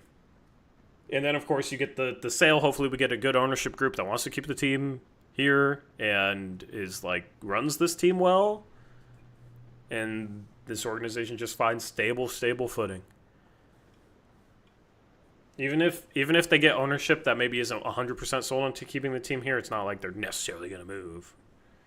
I think it's very unlikely. Yeah. And I think it's something that people should not worry about. The NBA fought tooth and nail to keep Sacramento in Sacramento. What I've said, Eric, and Hyken tweeted this much, is like, if Adam Silver says, yeah, we're going to make sure they stay in Portland, then if the new owner comes in and like wants a new arena, it kills their leverage for trying to build a new arena. You almost have to have like the city and the state worried that like, oh, they might leave in order to get a new arena built. Right. So, and it's not like Moda Center's new. So, hopefully whoever comes in, though, is just rich enough to not care about the cost of an arena. yeah. Yeah. We'll see. So, and maybe the jock tax can get applied to NBA arena. And if we don't get MLB to PDX because we need a new MLB arena like, or a new NBA arena, then I'll give up MLB to PDX for that. I'll just stay with my lowly Mariners. So, anyway, I kind of want to stream tomorrow, even if it's just solo stream, like just see like what's reported, and I don't know like when they're gonna introduce. Do we know when the final Summer League game is yet? No, because we have to wait till all the games are finished. There's still a game going on right now. Yeah, would it be Saturday or Sunday? It'll be one of those 2 days, yes. Yeah, so like maybe just we'll wait till the last Summer League game, but I don't know. I might get around to streaming tomorrow. Like I want to drop a video now. I'm gonna be working on other stuff all night because I abandoned work to stream. So you know I got a busy next 24 hours, but I love it. I absolutely love it. I'm watching Auric Shamshay, Eric. I am too. Did you see when Marquise Bolden attacked his closeout and drove to the rim? I was like, I never thought I'd ever see Marquise Bolden attack a closeout on the 3-point line. Did you see that game where he had like how many steals and blocks? Like he had like 8 stocks or something like that. Chomsky? Yeah. Yeah, he's been dominating on defense. Yeah. All the Raptors guys are raving about him, like Sampson and Esfandier and stuff. Yeah. Yeah, he looks athletic out there. He looks good. But, yeah, so we'll have another stream this weekend for the 5th Summer League game. And if the Summer League game's on Sunday, I might just say, screw it, let's stream before then. Or maybe we get another breaking news stream, Eric. Have we ever had 3 in one off season outside of like free agency stream and draft stream? Well, I guess the Dame off season. Of course. But like outside of that, well, no, that was only 2. That was only I guess the requested a trade out of Portland. And then the trade, and then the Drew trade. Yeah. So I guess that was 3. But we've had 3 so far. We've had 3 so far already. We had Ayton buyout, we had Drew trade, we had Dame signing. So if we get a 4th, I was thinking of because I remember the Rocco trade, and then was that it? It might have just been the Rocco trade. Didn't they get Nance that offseason? I think Nance was the next year. Was Nance the same offseason as Rocco, chat? Actually, yeah, I think it was the next year, huh? Yeah, I'm pretty sure it was. Oh, God. Okay, this dude is just...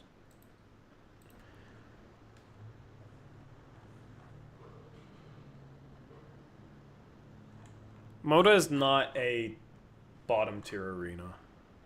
Moda is fine, man. It's an older arena. It's older, but like there's like legitimately what's wrong with it? Legitimately what's wrong with it? Rocco and Nance were different years. Okay. Yeah, because Rocco and Derek Jones Jr. were the same year, weren't they? Oh, yeah. But Derek Jones Jr. was free agency stream. Yeah, Yeah. that wasn't a separate stream. Yeah. Yeah. Derek Jones Jr. See, if that happened nowadays, I feel like I wouldn't react that strongly. I feel like I've calmed down a little bit, but I don't know. You were pretty emotional earlier. Not In this stream? that way. No, like in your stream earlier. Yeah. Yeah, well, excited. I still get excited. I think like the negative like crash out, I think I'm a little more chill now. Chat, do you agree or not? I don't know. Maybe they haven't given me anything to really crash out over for a while, so maybe we'll find out. Are the renovations at Moda still happening? Yeah, they're doing the new video board over the court and then new like video boards on the ends. It's gonna be good upgrades. But like that's the thing. Anybody that like Moda Center sucks. Like, okay, what sucks about it? What sucks? Like other arenas have nicer stuff because they're newer, of course. But like, what sucks about Moda Center? Like, what is so bad about Moda Center? In the stream of the things. Did you guys see Derek Fisher was giving some knowledge to Scoot? Was he? Died. Shamshay died? Shamshay looking like Hansen Yang. No, I just completely butchered his name. The Blazers / City of Portland need to drastically improve the area around the arena somehow. Maybe not need to, but that would be ideal. Absolutely, but I don't really know how they do it. Like, it's not in the best location, that's for sure. That's like the biggest problem, I think, with Moda Center. Well, they just got the funding taken away to improve the infrastructure and roads around there to do. Yeah. I mean, but that's not like the end of the world. A lot of stadiums are like that.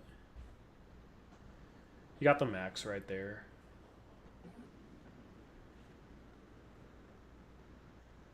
At least you got public transit.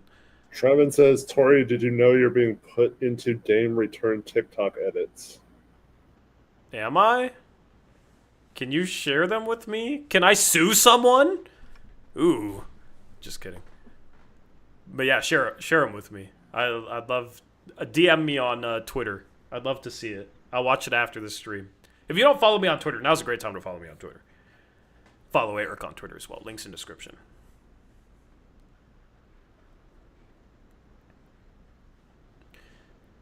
Jordan says, if you travel to other arenas, Moda is way older. Okay, that's not telling me what sucks about it. Just saying it was built earlier. It doesn't tell me what sucks. Doesn't have the amenities of others. Okay, like what amenities makes it so your experience sucks at Moda Center? Like, what are they lacking that makes it so it sucks to go to Moda Center?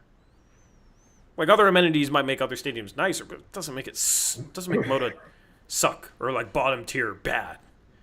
I don't really understand. I've said this before, but I went to Key Arena. Yeah. The Blazers' last game there, and I have never been more disgusted by an arena. Like, it was. I mean, I know they were losing their team and stuff. So, like, honestly, I know some people disagree with this, but I saw this take on Twitter. Dwight James had this take, but like, I think it might be time to replace Memorial Coliseum and like use that area to like put something around the stadium. And you do the tribute like some other way. You don't need a whole stadium for a tribute. Like, that's the only way to really put any entertainment or like stuff around Moda Center. The building though is considered it's a because they designated it as not just a war memorial, but it's also it's like an architectural historic building or something because it's all made of glass or like, I don't know. Well, undesignate it and then keep some of the glass and like you know, repurpose it in some new builds or something, like, because where else are you gonna put stuff unless you find a way to like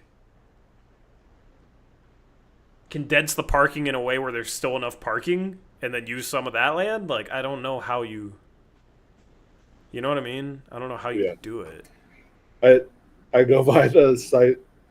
I think it's called Zidell Yards for where they want to put the baseball stadium. Yeah. And every time I go by it, I'm like, how the heck are they going to fit a baseball stadium in here? But then, like, that's why they wanted to put it over in the other site, because they had like a ton of land to like build businesses and shops and what about a new NBA stadium there? Could it fit an NBA stadium?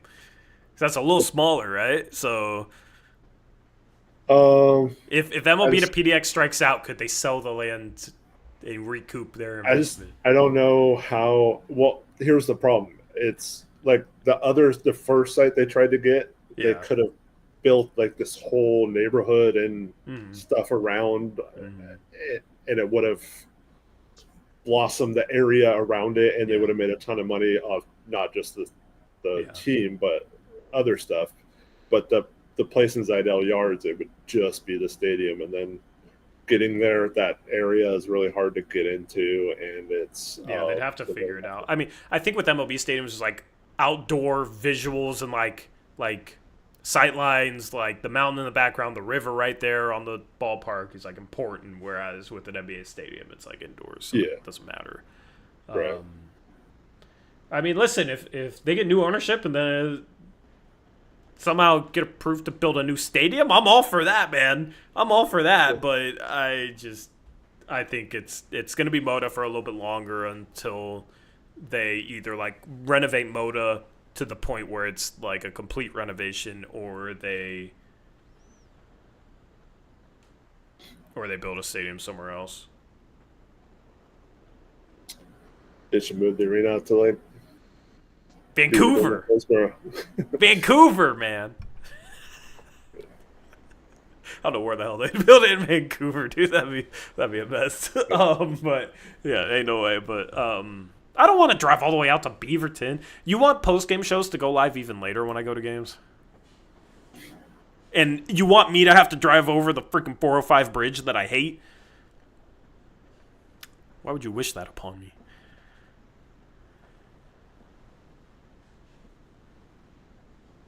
Caboose. Lloyd Center, I'm not with that. Why do we call it Moda? Because that's what it's called. You can call it the Rose Garden. But let people call the stadium name by the actual stadium name. Just like I'll let you call it Rose Garden.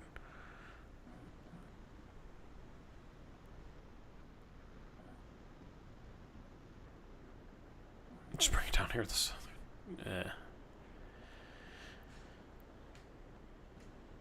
Day ones call it Rose Garden. Well, I'm a day one and I call it Moda Center, so you're wrong. Call it whatever you want. Call it the frickin' stadium.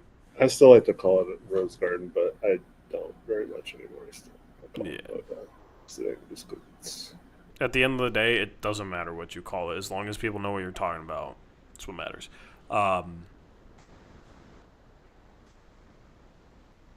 Anyway. I mean, it's the name of the company. But... yeah. Moda Center isn't the worst branded stadium name out there. Would you rather it be Smoothie King Center?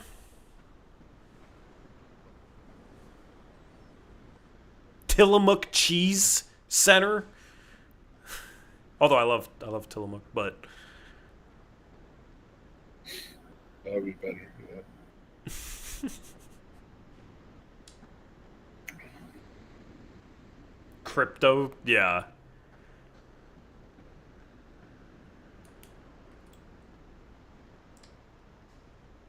I mean, Smoothie King has something to offer Moda's trash company. Okay, don't use Moda then. I just don't. I don't understand people that like care so much about what other people call it. Like, whatever, man.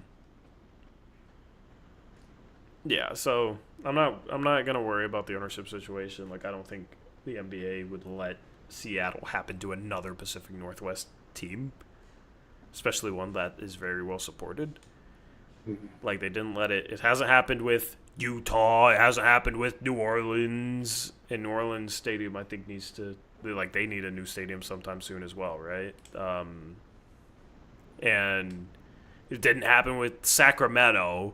Like, that's the thing. If it didn't happen with Sacramento when there was, like, some momentum towards it and they were really having trouble getting a new stadium and the team had, like, a 20-year playoff drought and they didn't let it happen there, like, why would it happen with Portland? You know? So. Dwight Jaynes was a little worried on Rip City Radio. Of course he was. Dwight Jaynes has some wild, insane opinions. Like, let him worry. He's had some really bad opinions in the past, too. So, this can be another one of them.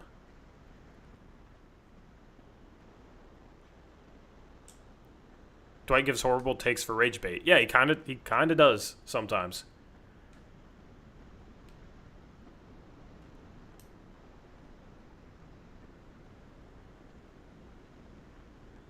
If we absolutely need a new stadium, will I approve of a WNBA team? What do you mean?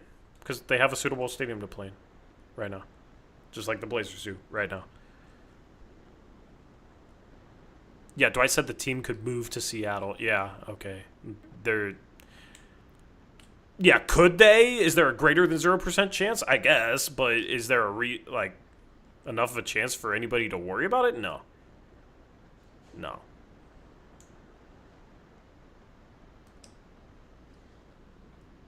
I still don't think, like, I know they're kind of putting expansion on hold and owners don't want to give up, like, the split of the pie of the TV rights deal.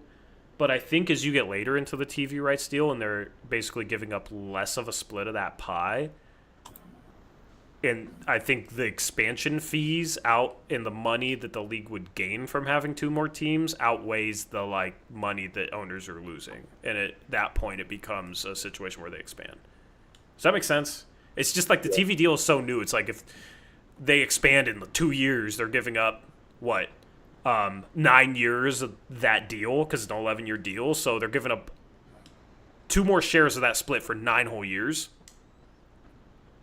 Whereas if they postpone it for another 3 years and it's only 6 years where they're giving up 2 shares of that split, then the expansion fees are probably more that get distributed amongst the ownership.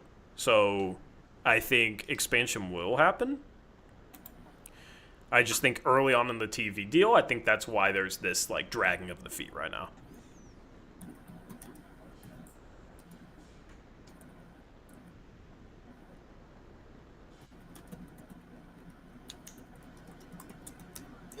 Drew, I'm not a Duck fan, but Matt Court was a million times better atmosphere-wise than their new stadium, Matthew Knight Arena. But Matthew Knight Arena is way nicer, but it's very bland and outside of the court. But yeah. But I mean, Matt Court was like a dump, but like it had a vibe, man. But like I said, I'm not a Duck fan, but like. I mean, that's what's missing from their new arena.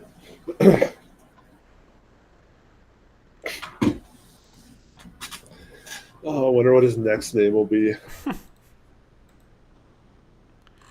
Like, why is it calling Dro a clown? I don't understand. But there's the insult. Yeah. Anyway.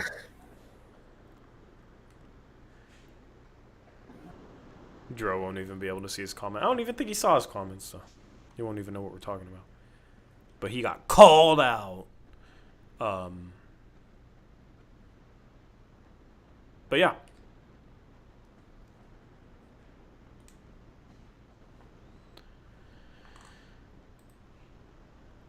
Anyway.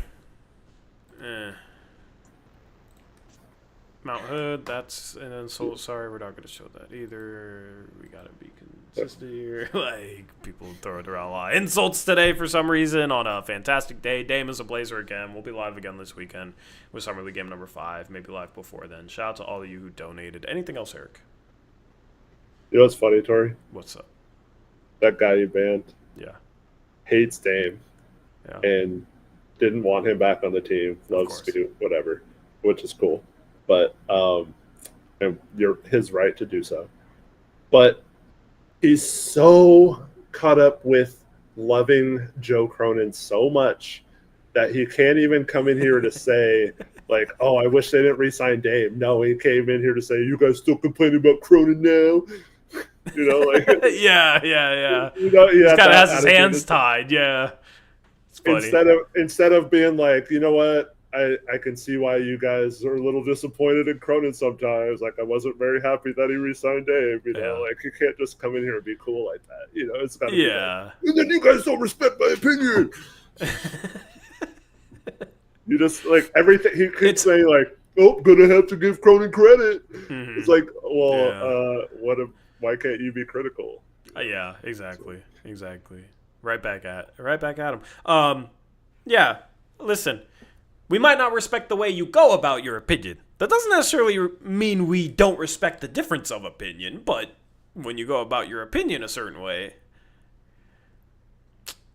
changes things. So, anyway, did you really get in? So the comment. Did you really go at him this stream when I was gone? Because I feel like every time I'm gone, there's always, like, one person that comes in here to just, like, trigger you and get you going because it's just you. Yeah, I went at him. Yeah. Yeah. Whenever you solos, they do it on purpose, Eric. I'm telling you. No, it's just that way. It's because I knew it was him. He joined one day ago. Like, that person that is on, like, his 292nd account. When I'm gone, he comes back into chat to try and annoy you to the point that you will just go at him, like, constantly. Because how many times I say, "Oh, don't even bother," like, don't even bother. And I know I've kind of been going back. I mean, you've been going lately. But, like, there's a lot of times where it's just like, "Oh, don't even bother." I responded to the dude in chat, but I didn't really go off on air, right? But, like, he targets you when you're solo. He takes advantage. He He targets me like he does it when we're together too. I just don't have the time to.